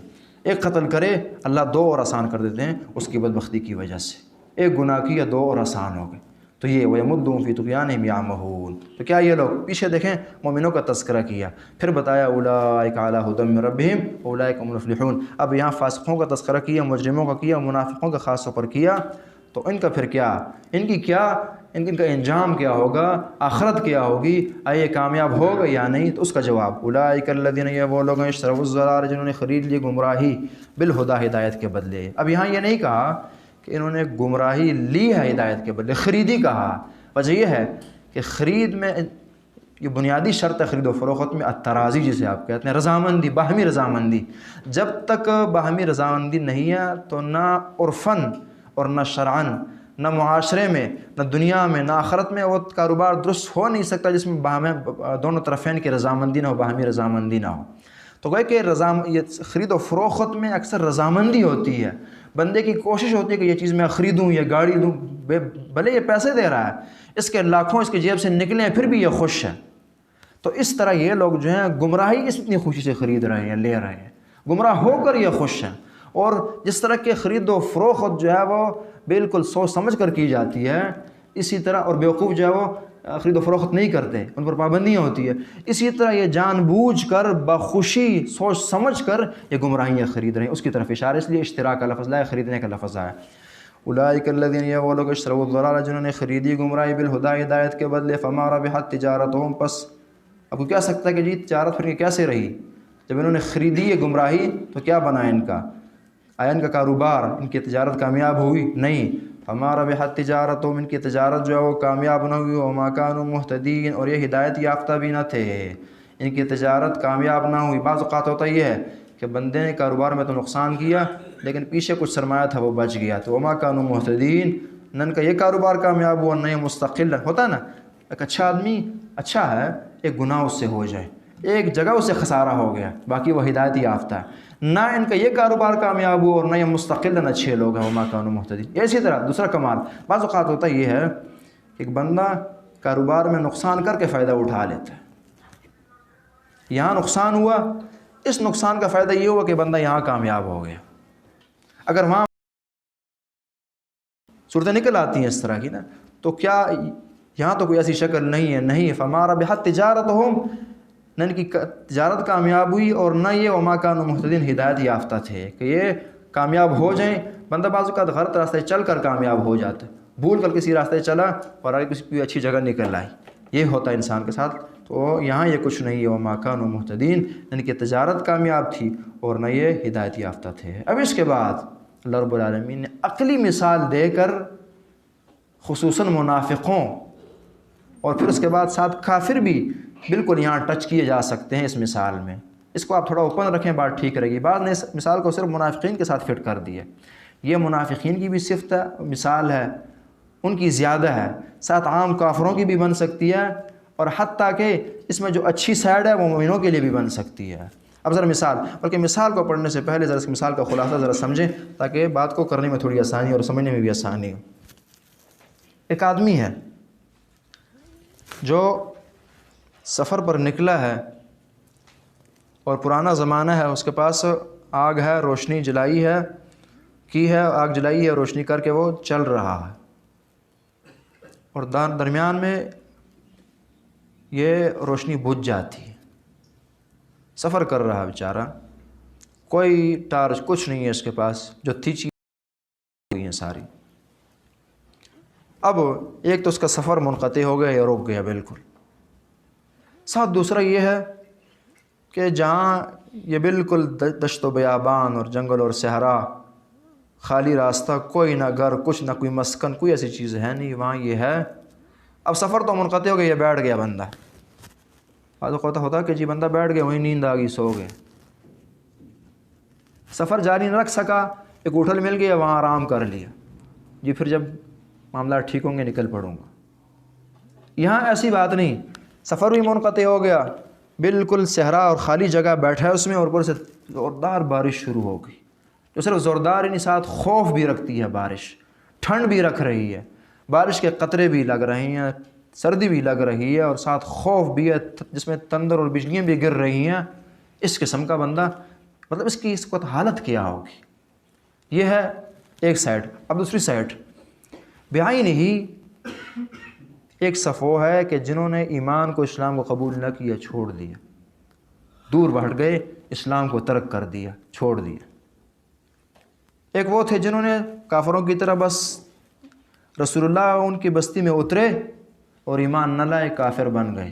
یہ روشنی ان کے پاس آئی اور یہ اسے مفید، یہ محروم رہ گئے. اور ایک وہ ہیں منافق جو اپنے آپ کو مسلمان شو کر گئے، اپنے آپ کو مسلمان کہا کہ ہم ایمان لے آئے ہیں، اور پھر اس ایمان سے نکل گئے، یا ظاہر سے ایمان مومن رہے، اندر سے نہ رہے. روشنی آئی تھی، قریب سے دیکھی، حتیٰ کچھ حاصل کی بھی، چھوڑ دی. پھر ہم نے ایک بات بار بار کی ہے، آپ کو یاد ہوگی عقیدے کے درس میں، کہ یہ دین ایسی چیز ہے، وحی ایسی چیز ہے، قرآن و سنت ایسی چیز ہے، ہدایت ایسی چیز ہے کہ اس میں بندہ نیوٹرل نہیں رہ سکتا. یا آپ کہیں کہ نہ اس کا فائدہ ہو نہ نقصان ہو، یہ نہیں ہو سکتا. نہ کامیابی ہو اور نہ ناکامی ہو، نہیں ہوگا. نہ ترقی ہو نہ زوال ہو، یہ نہیں ہوگا. یا وحی انسان کی ترقی میں اضافہ کرے گی یا زوال کو بڑھائے گی، یا اسے گندا کرے گی یا صاف کرے گی، یا اس کو عروج بخشے گی یا زوال بخشے گی. یہ ایمان، قرآن، حدیث، وحی کے مزاج میں شامل ہے یہ چیز ہے. میں نے آپ کو مثال دی تھی کہ ایک بڑی گاڑی جو آپ نے لوڈ کی ہے اور چڑھا رہے ہیں پہاڑی پر، یا تیزی سے چڑھائیں گے یا پیچھے کو آئے گی، دو باتیں ہوں گی. سیم یہ چیز بالکل اسی طرح ہی ہے کہ یا بندہ اپنے ایمان میں ترقی کرے گا یا پیچھے کو آئے گا. اب یہ لوگ ایمان لیں مثلا کچھ سیکنڈوں کے لیے، پھر پیچھے ہٹ گئے، روشنیاں بجھ گئی. اب لیکن وحی کا جو نقصان ہے اس سے یہ نہیں بچ رہے. جس طرح کہ وہ بندہ ایک طرف سفر ختم، اور اوپر سے جی زوردار بارش شروع ہو گئی اور پریشان بھی کر رہی ہے، تنگ بھی کر رہی ہے، اور خوف بھی دلا رہی ہے، ہر طرف سے پریشانی ہے، پریشانی ہے. اسی طرح جب یہ منافق ہیں، وہی ان کو ذلیل کر رہی ہے، ان کے عیوب بتا رہی ہیں. قرآن نے ہی کہا نا، ان تنزل علیہم سورۃ تنبئہم بما فی قلوبہم. خوف لگا رہتا ہے کہ کوئی وہی نہ آئے جو ہماری اندر کی باتیں بتا دے. پریشان رہتے ہیں ہر ٹائم. یہ ان کی خامیوں کے تذکرے ہوتے ہیں، ان کی عزتیں بعض اوقات جو اندر کے معاملات ہیں وہ بیان کر کے وہ متاثر کی جاتی ہیں. پھر توحید سے وَإِذَا ذُكِرَ اللَّهُ وَحْدَهُ اشْمَأَزَّتْ قُلُوبُ الَّذِينَ لَا يُؤْمِنُونَ بِالْآخِرَةِ. یہ توحید کی آیتیں ان کو پریشان کرتی ہیں، وہ پریشانیاں بھی ان کی بڑھ رہی ہوتی ہیں. تو یہ سب کچھ ہے. تو بالکل یہاں یہ مثال انشاءاللہ جب آپ پڑھیں گے تو مزید آپ کو سمجھ آئے گی. کافر کو بھی ٹچ کرے گی، منافق کو بھی ٹچ کرے گی، اور ایک سائڈ جو مثبت ہے اور اچھی ہے وہ مومنوں کے لیے بھی ہے. مثلهم كمثل الذي استوقد نارا. مثال ان لوگوں کی، مثل معنی حال بھی اور صفت بھی کیا جاتا ہے. ان کی مثال، ان کی حالت، ان کی صفت، کمثل الذی، اس بندے کی طرح، استوقد نارا، جس نے آگ جلائی. استوقد نارا، اس نے آگ جلائی. استوقد کے الفاظ اشارہ بھی کر رہے ہیں کہ مانگی ہوئی آگ تھی. استوقد نارا، آگ جلائی. فلما اضاءت ما حولہ، جب اس کا ارد گرد روشن ہوا. ذهب اللہ بنورہم، اللہ رب العالمین اس کے نور کو لے گیا. اب یہ نور ایمان جاتا کیسے، بجھتا کیسے؟ بہت سارے اسباب ہیں. ایک گناہ، کفر وغیرہ وغیرہ ایمان کو ختم کر دینے والی چیزیں ہیں. بڑے مومن جو ہیں جب گناہگار زیادہ ہوں، یہ دولت چن جاتی ہے کہ زمانے میں آ کر، اور اس کی تائید بہت ساری احادیث اور بہت ساری آیتوں سے ہوتی ہے. اور دوسری بات یہ ہے کہ جب بندہ ایمان کی فکر نہ رکھے اور اس سے غافل ہو جائے، پھر بھی یہ نعمت زائل ہوتی ہے. میں نے آپ کو مثال دی تھی، یاد ہوگی انشاءاللہ آپ کو. ایک کپڑا جو آپ کمرے میں لٹکا دیتے ہیں، بھلے آپ استعمال نہیں کر رہے، لیکن اگر یہ لٹکا ہے 1 ہفتہ، 2 ہفتے، 4 ہفتے، 1 مہینہ، 2، تو اس کو دھول لگ جائے گی، یہ میلا ہو جائے گا. بعین ہی ایمان گناہوں سے بھی بجھتا ہے بندے کا، اور ایمان کی فکر نہ اگر کی جائے تو بندہ غافل رہے تب بھی ایمان متاثر ہونے لگتا ہے انسان کا۔ تو اس بندے نے جیسے آگ جلائی، نور ایمان حاصل کیا، پھر اس ایمان کی فکر سے غافل ہو گیا تو ذہب اللہ بنورہم، اللہ رب العالمین نے نور جو ہے اس کا بجھا دیا اور ختم کر دیا۔ اس میں پھر یہاں سے یہ مسئلہ آپ سمجھ سکتے ہیں، ذہب اللہ بنورہم، اور پیچھے استوقد نارا، یہاں ایمان کی تشبیہ آگ سے دی گئی ہے۔ جس طرح کہ آگ کے اندر یہی خوبی ہے نا کہ یا آپ اس سے فائدہ اٹھائیں گے یا یہ نقصان دے گی۔ آگ جلائیں، احتیاط سے اپنی چائے اس پر پکائیں، نو پرابلم، بڑی مفید چیز ہے، اور اگر اس کے اندر انگلیاں گھسائیں اور کپڑے مارتے رہیں تو جلا دے گی۔ ایمان لائیں گے، اللہ اور رسول کی معرفت حاصل کریں گے، بچ جائیں گے، نہیں لائیں گے، پرواہ نہیں کریں گے، غم نہیں ہوگا ایمان کا، تو نقصانات ہی نقصانات ہے اور جہنم کا ایندھن بنے گا یہ انسان۔ استوقد نارا فلما اضاءت ما حوله، جب روشن کیا اس آگ نے ما حوله، اس کا ارد گرد، اضاءت روشن کیا اس کا ارد گرد، اس آگ نے، اور یا اس کا آگ بعض نے اس کو متلازم بھی کہا، یعنی اس کا ارد گرد روشن ہو گیا۔ فلما اضاءت ما حوله، جب روشن کیا اس آگ نے اس کے ارد گرد کو، ذهب اللہ بنورہم، اللہ رب العالمین لے گیا اس کی روشنی۔ جب اس کو روشنی کی ضرورت پڑی اس مسافر کو، دیکھیں آگ تو جلائی تھی روشنی حاصل کرنے کے لیے، جیسے روشنی ملی وہیں بس اس کا سفر جو ہے منقطع ہو گیا۔ ذہب اللہ، اللہ پھر لے گیا۔ یہاں پہ ذہبہ یہ نہیں کہا کہ اطفا، بجھا دیا، ذہب اللہ، اللہ نے ختم کر دیا۔ وجہ یہ ہے کہ بالکل بس صلاحیتیں ختم ہی ہو گئی ہیں، ذہب اللہ بنورہم۔ یا پھر نور کہا، ذرا سمجھے باریکی، یہ نہیں کہا کہ ذہب اللہ بنورہم کہا، آگ جلائی۔ اب ہونا تو یہ چاہیے تھا کہ کہا جاتا کہ ذہب اللہ بنارہم، کہ آگ اللہ لے گیا، نہیں، آگ ہے، وہ تپش یہ محسوس کرتے رہیں گے، لیکن جو آگ سے مطلوب چیز تھی، ایمان سے مطلوب، وہ انہیں نہ ملے۔ وہ کہ ایمان کے نقصانات تو انہیں مل رہے ہیں نہ لانے کے، اور ایمان کا فائدہ انہیں نہیں مل سکا۔ وہ انگارے ہیں اور روشنی نہیں ہے۔ اس کو تو روشنی چاہیے تھی سفر طے کرنے کے لیے، روشنی ختم ہو گئی ہے، اور اس گرمی کے مثلا اگر موسم ہے گرمی کے موسم میں انگارے سے کیا فائدہ دیں گے؟ تو انگارے ہیں، روشنی چلی گئی۔ ذہب اللہ بنورہم، اللہ رب العالمین لے گیا ان کی روشنی، وترکہم فی ظلمات، ان کو چھوڑ دیا فی ظلمات، اندھیروں میں۔ ظلمت نہیں کا، ظلمات کا، کئی قسم کے اندھیرے ہیں، کفر کے ہیں، شرک کے ہیں، بدعات کے ہیں، معصیت کے ہیں، فسق کے ہیں، فجور کے ہیں، ظلمات ہی ظلمات ہیں۔ پھر پرانے گناہوں کے ہیں، نئے کے ہیں، مستقبل ماضی، سب کے گناہ ہی گناہ ہیں، ہر قسم کے ظلمات ہیں۔ پھر اپنے ہیں، پرائے ہیں، خود بھی ظالم، دوسروں پر بھی، اس سب کی طرف اشارہ ظلمات۔ وترکہم فی ظلمات، ان کو چھوڑا فی ظلمات، اندھیروں میں۔ بعض اوقات بندے اندھیرے میں رہ کر راستہ دیکھ لیتا ہے، ہوتا نا، اس لیے کہتے ہیں لا یبصرون، نظر بھی نہیں آتا انہیں۔ لوگ ہیں نا بعض بڑے تیز ہوتے ہیں، پہاڑی راستہ چڑھ رہے ہوں گے، بغیر ٹارچ کے بڑے تیزی سے جا رہے ہوں گے، تو کہیں ایسا تو نہیں کہ اللہ نے ان کی روشنی ختم کر دی پھر بھی یہ جنت کی طرف جا رہے ہیں؟ لا یبصرون، نہیں جا سکتے، دروازے بند ہو چکے ہیں، یہ روشنیاں جو ہیں وہ بجھ گئی ہیں۔ لا یبصرون، اب یہ نہیں دیکھ سکتے۔ کیوں؟ وجہ یہ ہے کہ اللہ رب العالمین نے کچھ سزا بڑی ڈھاڑی دی ہے۔ سم بکم عمی، سم یہ بہرے ہیں، بکم گونگے ہیں، عمی اندھے ہیں، فہم لا یرجعون، پیچھے وہی بات تھی نا، ختم اللہ علی قلوبہم وعلی سمعہم وعلی ابصارہم غشاوہ، یہاں بس سب کچھ ختم، سم بکم عمی فہم لا یرجعون، یہ واپس نہیں پلٹیں گے، واپس یہ نہیں پلٹیں گے۔ عموماً آپ نے دیکھا ہوگا، ایک یہ ہے کہ پہلے یہ اندھیرا ہے، ایک یہ ہے کہ روشنی تھی یک دم لائٹ چلی گئی، وہ اندھیرا تھوڑا سخت ہی ہوتا ہے عموماً، اس کی طرف بھی اشارہ ہے کہ بس ہر طرف سے اندھیرے ہیں، لا یبصرون، اور پھر فہم لا یرجعون، یہ واپس نہیں پلٹیں گے۔ وجہ یہ ہے، یہاں دوسری بات ہے کہ عام کافر کے توبہ کی امید، اصلاح کی امید تھوڑی زیادہ ہوتی ہے، لیکن بندہ ہدایت کو پہچان کر اگر بگڑ جائے تو پھر فہم لا یرجعون، پھر چانسز کم ہوتے ہیں دوبارہ پلٹنے کے۔ عام کافر کا نقصان بھی کم ہوگا اسلام کو، ایمان کو، اور جو مرتد کافر ہے اس کا نقصان زیادہ ہوگا۔ اسی لیے اللہ رب العالمین نے جو اتنی سختی منافقوں سے کی، اس کی وجہ یہ ہے، فہم لا یرجعون، یہ واپس نہیں پلٹیں گے۔ اگر بعد میں یاد رکھ کر لیں، جزاک اللہ خیر، فہم لا یرجعون، تو یہ واپس نہیں پلٹیں گے۔ یا پھر ایک بات یہ بھی یاد آئی، سمجھنے کی، یاد رکھنے کی ہے کہ جو پہلی دفعہ سننے کی ہوتی ہے اس کی بڑی اہمیت ہوتی ہے. پہلی دفعہ سن کر ایمان لانا، اس سے پھر خیر کی امید، عمل کرنے کی امید زیادہ ہوتی ہے. ایک دفعہ بندہ سن کر چھوڑ دے پھر دوبارہ چانسز کم ہوتے ہیں اس کے. صم بکم عمی فہم لا یرجعون، بہرے ہیں، گونگے ہیں، اندھے ہیں، یہ واپس نہیں پلٹیں گے اس دین کی طرف. یہ تھا کہ روشنی تھی وہ بجھ گئی ہے. اب دوسری مثال جو اس کے ساتھ ٹچ ہو بھی سکتی ہے اور وہی بات الگ بھی ہو سکتی ہے. او کصیب من، اب دیکھیں روشنی ختم، سفر منقطع، اور اوپر سے بارش نے گھیر لی اس انسان کو اور بڑی خطرناک بارش تھی. او کصیب، او یا آپ تنویع کے لیے بھی کر سکتے ہیں معنی کہ او یعنی یا وہ مثال لیں یا یہ لیں، آپ کو بات سمجھ آ جائے گی. ہاں یعنی وہ بھی قسم اور یہ بھی قسم، یا تخیر کے لیے بھی اختیار آپ کو، وہ مثال آپ کیش کریں یا یہ کریں. او کصیب من السماء، یا ان کی مثال جو کصیب اس بارش کی طرح ہے. صحیح تیز بارش کو کہتے ہیں جو آسمان سے اترتی ہے. من السماء جو آسمان سے آئی، فیہ اس میں ظلمات اندھیرے ہیں، وہی اندھیرے شرک اور کفر وغیرہ وغیرہ کے ہیں.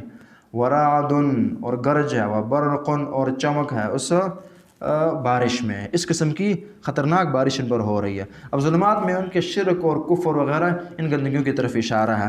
اور رعد میں جو وعیدات ہیں، جہنم کی وعید انہیں سنائی جاتی ہے. ان کو کہا جاتا ہے کہ جی ذلت مسلط ہوگی، رسوائیاں ہوں گی، یہ ہوگا وہ ہوگا. یہ چیزیں انہیں پریشان کرتی ہیں. اور اسی طرح برق میں جو توحید کے ادلہ ہیں وہی کا اترنا ہے، یہ روشنیاں جو ہیں ان کو تنگ کرتی ہیں بہت زیادہ. اب یہ پریشانیاں ان کو گھیر رہی ہیں. فی ظلمات ورعد وبرق. اب ہونا تو یہ چاہیے تھا کہ جب آپ اس اللہ کے اتنے محتاج ہیں، پیچھے اللہ نے کہا نا، بلکہ آگے بات آ رہی ہے کہ جب تھوڑی روشنی ملتی ہے اسلام کی، یہ چل پڑتے ہیں. تو جب اسلام کو تو اتنا محتاج ہے تو قبول کر لے اسے. ہونا تو یہ چاہیے کہ جب آپ چیز کے محتاج ہیں، انسانوں کو آپ دیکھ لیں، بعض اوقات دشمنوں کو اس لیے ناراض نہیں کرتے کہ کل میری ضرورت پڑے گی، بڑی بڑی چیزیں برداشت کر لیتے ہیں. تو جب وہ انسان کو ایمان کی ضرورت اتنی ہے تو چھوڑتا کیوں ہے؟ یا پھر یہ کہ آ کر قبول کر لے، اگر چھوڑ دیا تو واپس آ کے قبول کر لے، توبہ کر لے. یعنی ایک تکلیف سے، اگر ایک چیز سے آپ کو تکلیف ہے، یا پھر دوسرا سٹیپ یہ ہے ایک چیز سے آپ کو تکلیف ہے تو وہ چیز ختم کر دیں. تو ان کا کیا ہے؟ وہی سے تکلیف ہے، وہی کو قبول تو نہیں کرنا. یا تو قبول کر لیں بچ جائیں گے، یا اگر قبول نہیں کر سکتے مقابلہ کر لیں، وہ بھی نہیں کر سکتے. اچھا کرتے کیا ہے؟ یجعلون اصابعهم فی آذانہم، بھی رکھ دیتے ہیں اپنی انگلیاں اپنے کانوں میں. دیکھیں یہ جو آسمان سے بجلیاں گر رہی ہیں، زوردار دھماکے ہو رہے ہیں، یہ تکلیفیں جو تجھے مل رہی ہیں اور بجلی اوپر لگے گی تو مر جائے گا مثلاً، تو اگلی اپنی انگلیاں اگر کانوں میں ڈال لی جائیں تو کیا بچ جائیں گے وہ گدھے کی طرح؟ بچت تو نہیں ہو سکتی نا. وہ کہتے ہیں سورج کی دھوپ جو ہے یہ ہاتھ سے نہیں چھپائی جا سکتی. یا اگر دشمن لگا اور سر اپنا ریت کے اندر چھپا دیا گدھے نے، اس کی بچت تو نہیں ہو جائے گی، یا کبوتر کی طرح بچ تو نہیں جائے گا. تو اگر اتنی تکلیف ہے تو جو صحیح راستہ بچنے کا وہ کیوں نہیں اپناتا؟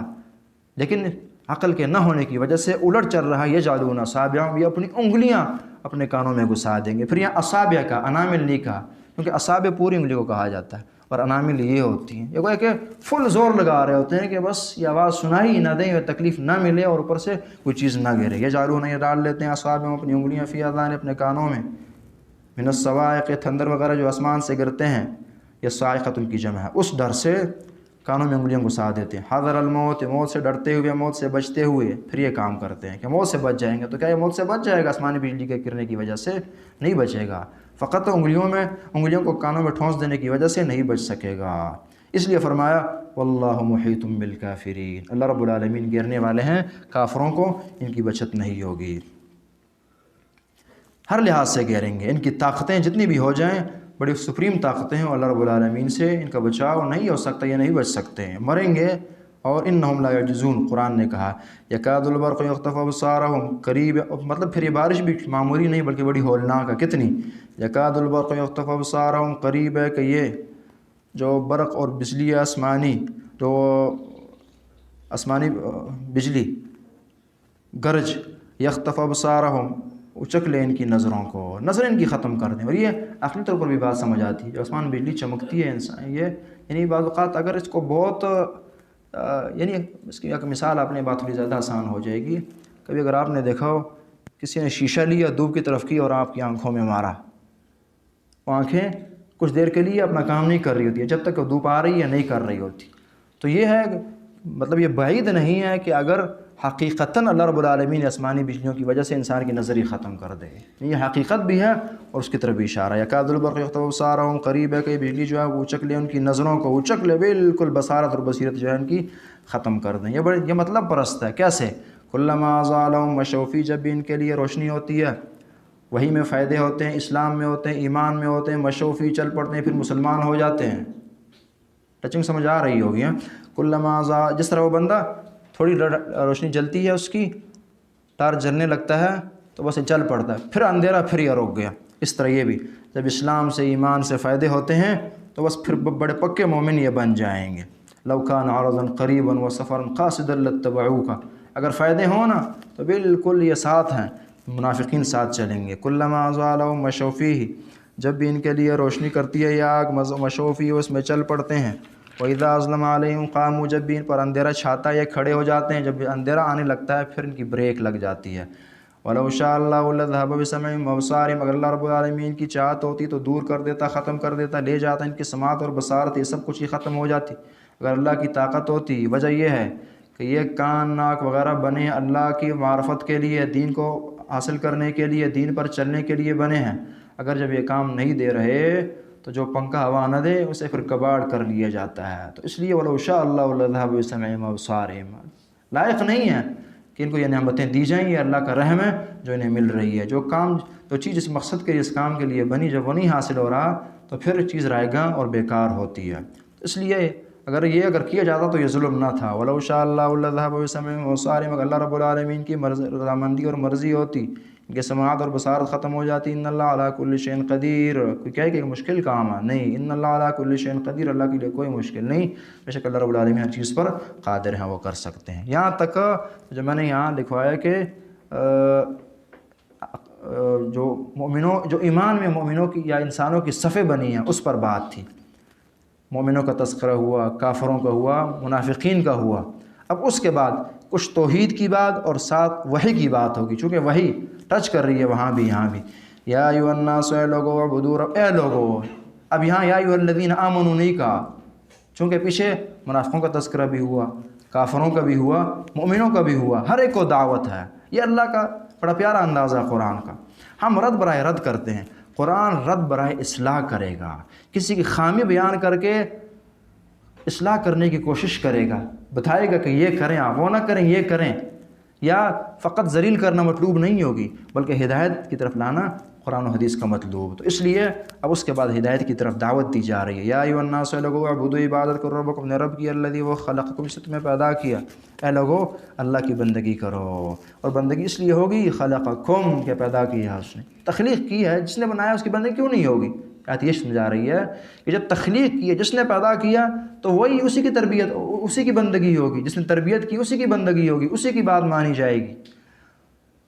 خلقکم والذین من قبلکم، اور وہ جس نے تم سے پہلے لوگوں کو پیدا کیا. لعلکم تتقون، تاکہ تم تقوی پیدا کرو اور متقی اور پرہیزگار بنو. زید بن عمرو بن نفیل زمانہ جاہلیت کے یہ ان لوگوں میں سے تھا کہ جو نبوت کے آنے سے پہلے بھی دل کا مؤمن اور مسلمان تھا. سجدے کرتا تھا اللہ کے سامنے کہ اللہ، میں جانتا ہوں کہ یہ لوگ جو کر رہے ہیں غلط کر رہے ہیں، لیکن دین تھا نہیں، کیا کرتا وہ. اور وہ صحیح بخاری کی روایت میں یہ الفاظ ہے کہ وہ مشرکین پر تعجب کیا کرتا تھا کہ تم بڑے عجیب لوگ ہو. ایک جانور اسے اللہ پیدا کرے، مخلوق اللہ کی ہو، پھر اس کے لیے آسمان سے بارشیں اتارے، پھر سبزہ اگائے، اور تم پھر اسے اٹھ کر غیر اللہ کے نام پر ذبح کرو. یعنی عقلی طور پر یہ بات نہیں سمجھ آتی. تو اس لیے اللہ نے بھی کہا کہ عبادت اس کی کرو جس نے پیدا کیا تمہیں، خلقکم. اور صرف تمہیں ہی نہیں، تمہاری پوری نسل انسانی جو اس نے پیدا کی ہے. والذین من قبلکم، اور وہ لوگ تم سے پہلے تھے. لعلکم تتقون، تاکہ تم متقی اور پرہیزگار بنو. یہ آیت ایک پیاری بات یہ سمجھاتی ہے، ہر انسان کی خواہش ہوتی ہے کہ متقی اور پرہیزگار بنے. اس آیت نے اس کا بھی جواب دیا ہے اور طریقہ سمجھایا متقی اور پرہیزگار بننے کا. اور ایک کیا ہے؟ لعلکم تتقون. پیچھے کیا؟ اعبدوا ربکم لعلکم تتقون. اعبدوا ربکم لعلکم تتقون. عبادت، تقوی. یعنی آپ کہیں کہ تقوی کا جو مٹیریل اگر کسی نے تلاش کرنا ہو وہ عبادت ہے. جس قدر آپ کی عبادت مضبوط ہوگی تقویٰ بڑھتا جائے گا، جس قدر عبادت کے اندر خامیاں آئیں گی، تلاوت کم ہوتی گئی، نمازیں کمزور ہوتی گئیں، تقویٰ بڑے، آپ تقویٰ کے پہاڑ تھے متقی نہیں رہیں گے۔ تقویٰ جو ہے، تقویٰ کا مٹیریل ہے ہی عبادتیں۔ ایک آدمی اگر اپنے آپ کو اللہ کا ولی کہتا ہے، نماز نہیں پڑھتا، بڑے لمبے لمبے چلے بھی کاٹیں، وہ اللہ کا ولی نہیں بلکہ پکا دشمن ہوگا رب تعالیٰ کا۔ تقویٰ کی بنیاد پر رب تعالیٰ، بندگی کی بنیاد پر رب تعالیٰ کا تعلق قائم کیا جا سکتا ہے اور حاصل کیا جا سکتا ہے۔ والذین من قبلکم لعلکم تتقون۔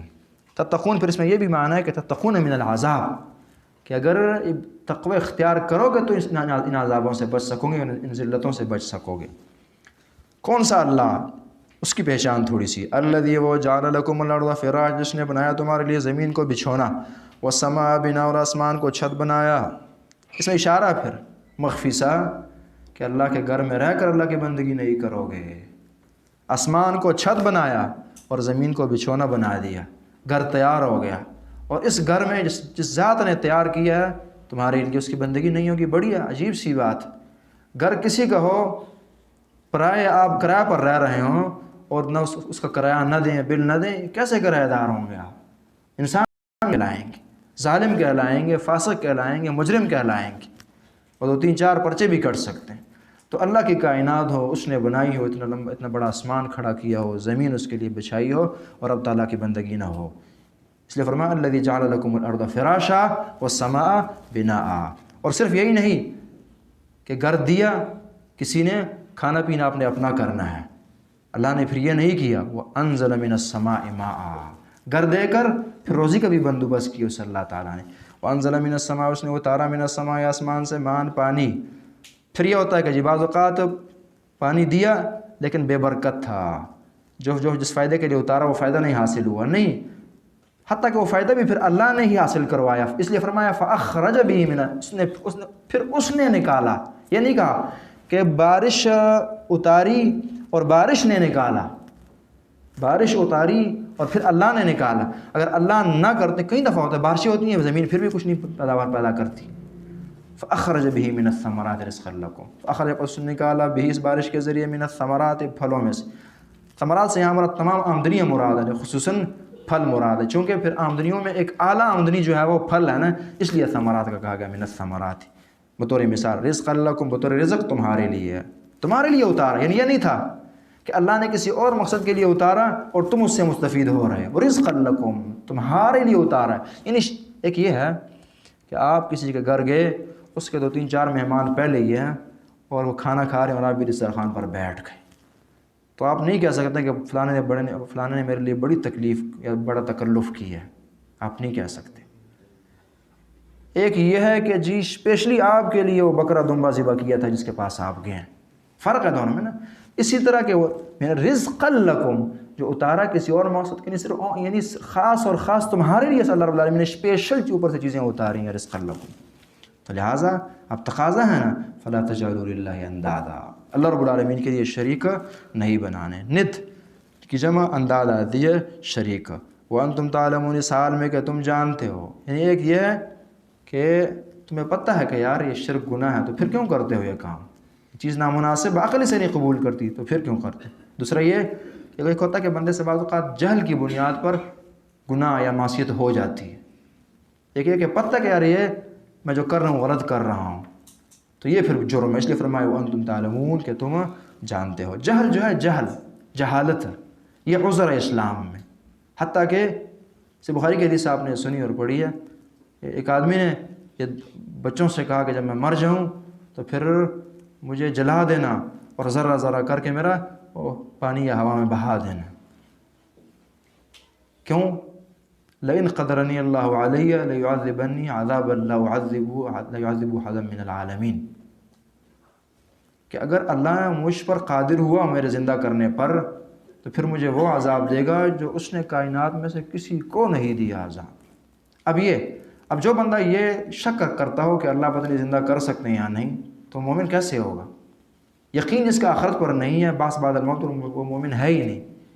اب اس بندے نے کفریہ بات کہی ہے لیکن جہل کی بنیاد پر کہی ہے، جاہل اور کر کہی ہے تو پتہ نہیں۔ پھر حدیث بتاتی ہے اللہ رب العالمین نے زندہ کیا، پوچھا کہ یہ کام تو نے کیوں کیا؟ کہ اللہ تیرے خوف کی وجہ سے میں نے کیا، تو اللہ نے اس خوف کی بنا پر اسے تقوی کی بنیاد پر بخش دیا تھا۔ شیخ الاسلام ابن تیمیہ رحمہ اللہ نے یہ بات لکھی، فلا تجعلوا للہ اندادا وانتم تعلمون وان کنتم فی ریب مما، اب یہاں سے وحی کی بات، اللہ کی معرفت، اللہ کی بندگی وحی سے سمجھ آئے گی نا، ایمان وحی کے مطابق لانا ہے، تو وحی کو یہ لوگ نہیں مانتے، اس لیے اب ان سے کچھ بحث مباحثہ، وَإِن كُنتُم فِي رَيْبٍ مِّمَّا، اگر ہو تمہیں شک، مما اس چیز کے بارے میں نزلنا جو ہم نے نازل کیا علی عبدنا اپنے بندے پر، جو ہم نے نازل کیا اپنے بندے پر، یعنی قرآن حدیث، یہاں بھی مطلق کہا جو ہم نے نازل کیا، خصوصاً قرآن یہاں مراد، وَإِن كُنتُم فِي شَكٍّ فِي رَيْبٍ مِّمَّا نَزَّلْنَا، ریب پھر یہ بات ہمیں پیچھے بھی کرنی چاہیے تھی، ریب سخت شک کو کہتے ہیں، ایسا شک جو بندے کو پریشان کر دیں، کیونکہ عام شک کو بھی عربی میں شک کہا جاتا ہے، یہ ریب ہے جو مضطرب کر دے انسان کو، اس شک کو ریب کہتے ہیں۔ اگر تمہیں اتنا سخت شک ہے اس قرآن کے بارے میں جو ہم نے نازل کیا علی عبدنا اپنے بندے پر، نبی صلی اللہ علیہ وسلم پر، فَأْتُوا بِسُورَةٍ مِّن مِّثْلِهِ، ایک صورت اس جیسی لے آؤ، وَادْعُوا شُهَدَاءَكُم مِّن دُونِ، ایک صورت لے آؤ مثلی، قرآن نے ایک مقام پر یہاں مثل کہا، ایک لے آؤ صورت، دوسرے مقام پر ایک مقام پر کہا کہ قرآن جیسی کتاب لے آؤ، پھر کہا کہ 10 سور میں 10 لے آؤ، پھر یہاں کہا کہ ایک لے آؤ، لیکن مقابلہ نہیں کر سکا، کوئی مقابلہ نہیں کر سکا۔ اب کوئی کہہ سکتا ہے کہ جی ایک بندہ اٹھا کے لے الفیل ملفیل وما ادراک ملفیل لہو ذنب طویل، لائے ہیں لوگ نا، تو اس لیے اس کے جواب کے لیے کہا مم مثلہ، اس جیسا ہو، یعنی کوئی سمجھ بھی آتی ہو، اس لیے آگے فرمایا جائے گا کہ وَادْعُوا شُهَدَاءَكُم مِّن دُونِ اللَّهِ، گواہی دینے والے گواہی دیں کہ واقعی یہ اس جیسا ہے، وہ قبول کر لیں، بصورت مثل، ایک صورت لے آؤ اس جیسی، وَادْعُوا شُهَدَاءَكُم، اور تنہا تم نہیں بلکہ وَادْعُوا شُهَدَاءَكُم مِّن دُونِ اللَّهِ، بلا لو اپنے گواہوں کو، شہداء معنی گواہ، اسی طرح الہ بھی معنی کیا گیا ہے، اور اسی طرح جن بھی اپنے مددگار انہیں بھی بلا لو، من دون اللہ، اللہ کے علاوہ جس کی سمجھ آتی ہے بلا لو، من دون اللہ میں تمام آ گئے، ان کنتم صادقین، اگر تم سچے ہو۔ قانون یہ ہے کہ جب کسی چیز کو آپ مانتے نہیں کہ یار یہ چیز ٹھیک نہیں ہے، دو رخ ہوتے ہیں، ایک یہ ہے کہ میں نہیں مانتا کہ یہ چیز ٹھیک بنائی گئی ہے، تو پھر مجھے کرنا یہ چاہیے کہ میں اسے ٹھیک اور اچھی لے آؤں، اور اگر نہیں لا سکتا پھر مجھے مان لینا چاہیے ہوگا کہ میں یہ ٹھیک ہے۔ تو پہلی شکل کہ اگر قرآن کو نہیں مانتے مقابلہ کر لو، لے آؤ اس جیسی، وہ نہیں ہو سکتا۔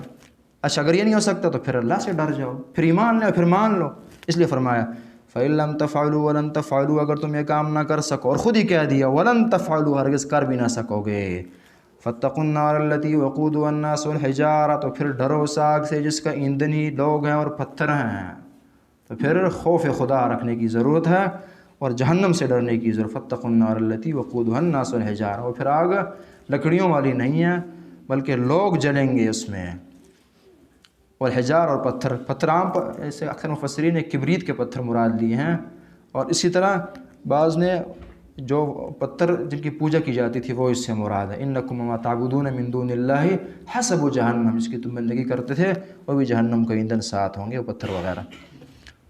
اور یہ پھر یہ بھی نہیں ہے جس طرح کہ پہلے ہم نے کہا کہ بعض اوقات آپ کے لیے کسی نے مہمان نوازی کی، کسی اور تیاری کسی اور کی تھی اور آپ آ گئے، اسی طرح بعض اوقات سزا میں یہ چیز ہوتی ہے کہ ایک بندے نے ڈنڈا رکھا ہے، وہ ہر ایک بندے کو مارتا اور آپ کو بھی مار دیا اس نے، ایک یہ کیفیت، ایک یہ ہے کہ اس نے اسپیشلی ڈنڈا بنایا ہی فلانے کے لیے، فرق ہے اس دونوں میں، ظاہر ہے پھر اس میں اس بندے کی خامیاں خوبیاں سب سامنے رکھی گئی ہوں گی، ہاں اس کی صلاحیتوں کو دیکھ کر بنایا ہوگا، اور لکڑی کا انتخاب دیکھا ہوگا کہ یار اس کو کون سی لکڑی زیادہ تنگ کرتی ہے، پریشان کرتی ہے، درد دیتی ہے۔ تو اسی طرح اللہ رب العالمین نے جو آگ پیدا کی، اتفاقی نہیں بلکہ اعدت للکافرین، اسپیشلی ان کافروں کے لیے تیار شدہ آگ ہے، انہی کے لیے اسپیشل ہے، اعدت للکافرین، یہ تیار ہے کافروں کے لیے۔ سمجھ یہ آئی کہ اللہ رب العالمین نے جہنم کو حقیقتاً کافروں کے لیے پیدا کیا، اگر مسلمان جائے گا تو یہ اپنی بدبختی کی بنا پہ ہی جائے گا، اعدت للکافرین۔ اب قرآن کا پھر طرز ہے کہ جہاں برے لوگ وہاں پھر اچھے لوگ بھی، وبشر الذین آمنوا، خوشخبری دیجیے ان لوگوں کو جو ایمان لائے ہیں، وعملوا الصالحات، انہوں نے نیک اعمال کیے، ان لہم جنات، ان کے لیے جنات ہیں، باغات ہیں تجری من تحت الانہار، ان کے نیچے نہریں بہہ رہی ہیں۔ صالحات نیک عمل کسے کہتے ہیں؟ ایک تو جس میں آپ کی نیت درست ہو، اللہ رب العالمین کی رضامندی کی بات ہوگی، اور ساتھ یہ ہے کہ اعلیٰ سنت رسول اللہ ہو، وہ نیک عمل ہے جو اللہ اور رسول نے کرنے کا کہا ہے، اور ساتھ آپ کی نیت اچھی ہے، وہ عمل صالحات ہوگا۔ اگر نیت خراب ہے پھر عمل صالح نہیں رہے گا، یعنی نیت ٹھیک ہے، کام غلط ہو رہا ہے، سنت کے مطابق نہیں ہو رہا، پھر بھی عمل صالحات نہیں ہے۔ وہ لوگ جو ایمان لائے انہوں نے نیک اعمال کیے، ان لہم جنات، ان کے لیے خوشخبری ہے کہ ان کے لیے جنات، باغات تجری من تحت الانہار، بہتی ہیں اس کے نیچے نہریں بہہ رہی ہوں گی، نہریں بہہ رہی ہیں، اور یہ پیارا منظر ہے، اوپر گھر اور نیچے نہریں۔ اب آپ اس وقت دنیا کا فیشن دیکھ لیں، وہ سوسائٹیاں، وہ جگہیں جہاں پانی قریب ہو تو اس کی ایک ویلی ہوتی ہے، قریب ہو، یعنی نیچے اگر ڈیم ہے بنی گالے کی طرح ہمارے، اور اوپر گھر بنائے گئے ہیں تو اس کی ایک ویلی ہوتی ہے، جبکہ یہاں اس سے بھی اوپر کی شکل ہے کہ اوپر گھر ہے اور نیچے اس کے پانی بہہ رہا ہے۔ ان لہم جنات تجری من تحتها الانہار کلما رزقوا منها من ثمرۃ الرزقا، جب کبھی دیا جائے گا انہیں رزق، من ثمرۃ الرزقا، پھلوں میں سے رزق دیا گیا کھانے کے لیے، اور یہ فراوانی کی طرف اشارہ ہے۔ عام دنیا جو ہے وہ کھانا کھاتی ہیں، فروٹ کم ملتا ہے انہیں، تو یہاں فروٹ کی فراوانی ہے، من ثمرۃ الرزقا قالوا، کہیں گے ھذا الذی رزقنا من قبل، یہ تو وہ رزق تھا جو ہمیں پہلے دیا گیا، یعنی پہلے سے مراد یا تو دنیا میں دیا گیا یا یہ کہ اب تھوڑی دیر پہلے یہ ملا تھا، حالانکہ یعنی ہر ڈش دوسرے سے مختلف ہوگی۔ اوتو بھی متشابہ، حالانکہ انہیں دیا جا رہا ہوگا اس کے متشابہ اس جیسا ہے، یعنی دنیا کی نعمتوں جیسا، یا جو پہلے دیا گیا اس جیسا ہوگا، لیکن حقیقتاً وہ نہیں ہوگا۔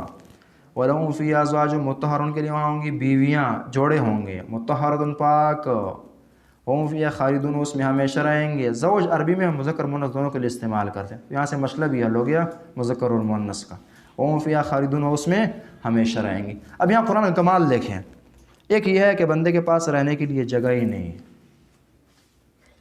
یا پھر جگہ آ گئی، گھر مل گیا، بنا لیا، کاروبار نہیں ہے، رزق روزی نہیں ہے، پھر بھی مسئلہ، یا پھر گھر مل گیا، روزیاں مل گئی، بڑی کھا لی، اب انسان ہے، کھانے سے خواہشات پیدا ہوتی ہیں اس کی، تو اب بیوی نہیں ہے تب بھی مسئلہ، پھر بیوی ہے اور حسین نہیں ہے، مزاج کے موافق نہیں ہے، مطابق نہیں ہے، پسند کی نہیں ہے، تب بھی مسئلہ، پھر یہ بھی مل گئی لیکن کل مر جانا، سب کچھ رہ جانا، پھر بھی پریشانی، موت کو یاد کر کے اکثر ذکر حازم اللذات، یعنی الموت، تمام لذتیں ختم ہو جاتی ہیں۔ تو یہاں جنت میں یہ تمام چیزوں کی نفی ہو گئی، گھر ملا، اور پھر یہ بھی نہیں کہ گھر ملا مرضی کا نہ، بلکہ جنات تجری من تحت الانہار ہو گیا۔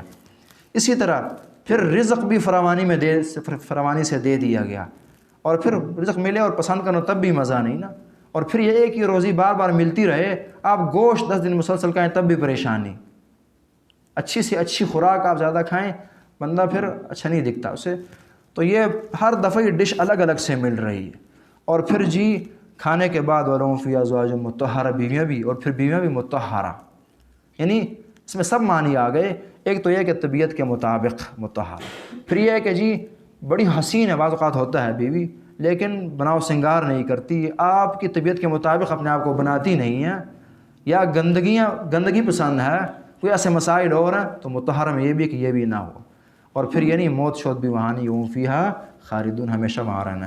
ان اللہ لا یستحیی، وہی کی بات ہو رہی ہے نا، ان اللہ لا یستحیی، نماز کتنے بجے سے؟ سوا چار،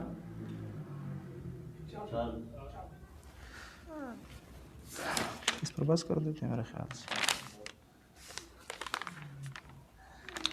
سبحانك لا علم لنا الا ما علمتنا انك انت العليم الحكيم، اقول قولي هذا واستغفر الله لي ولكم ولسائر المسلمين۔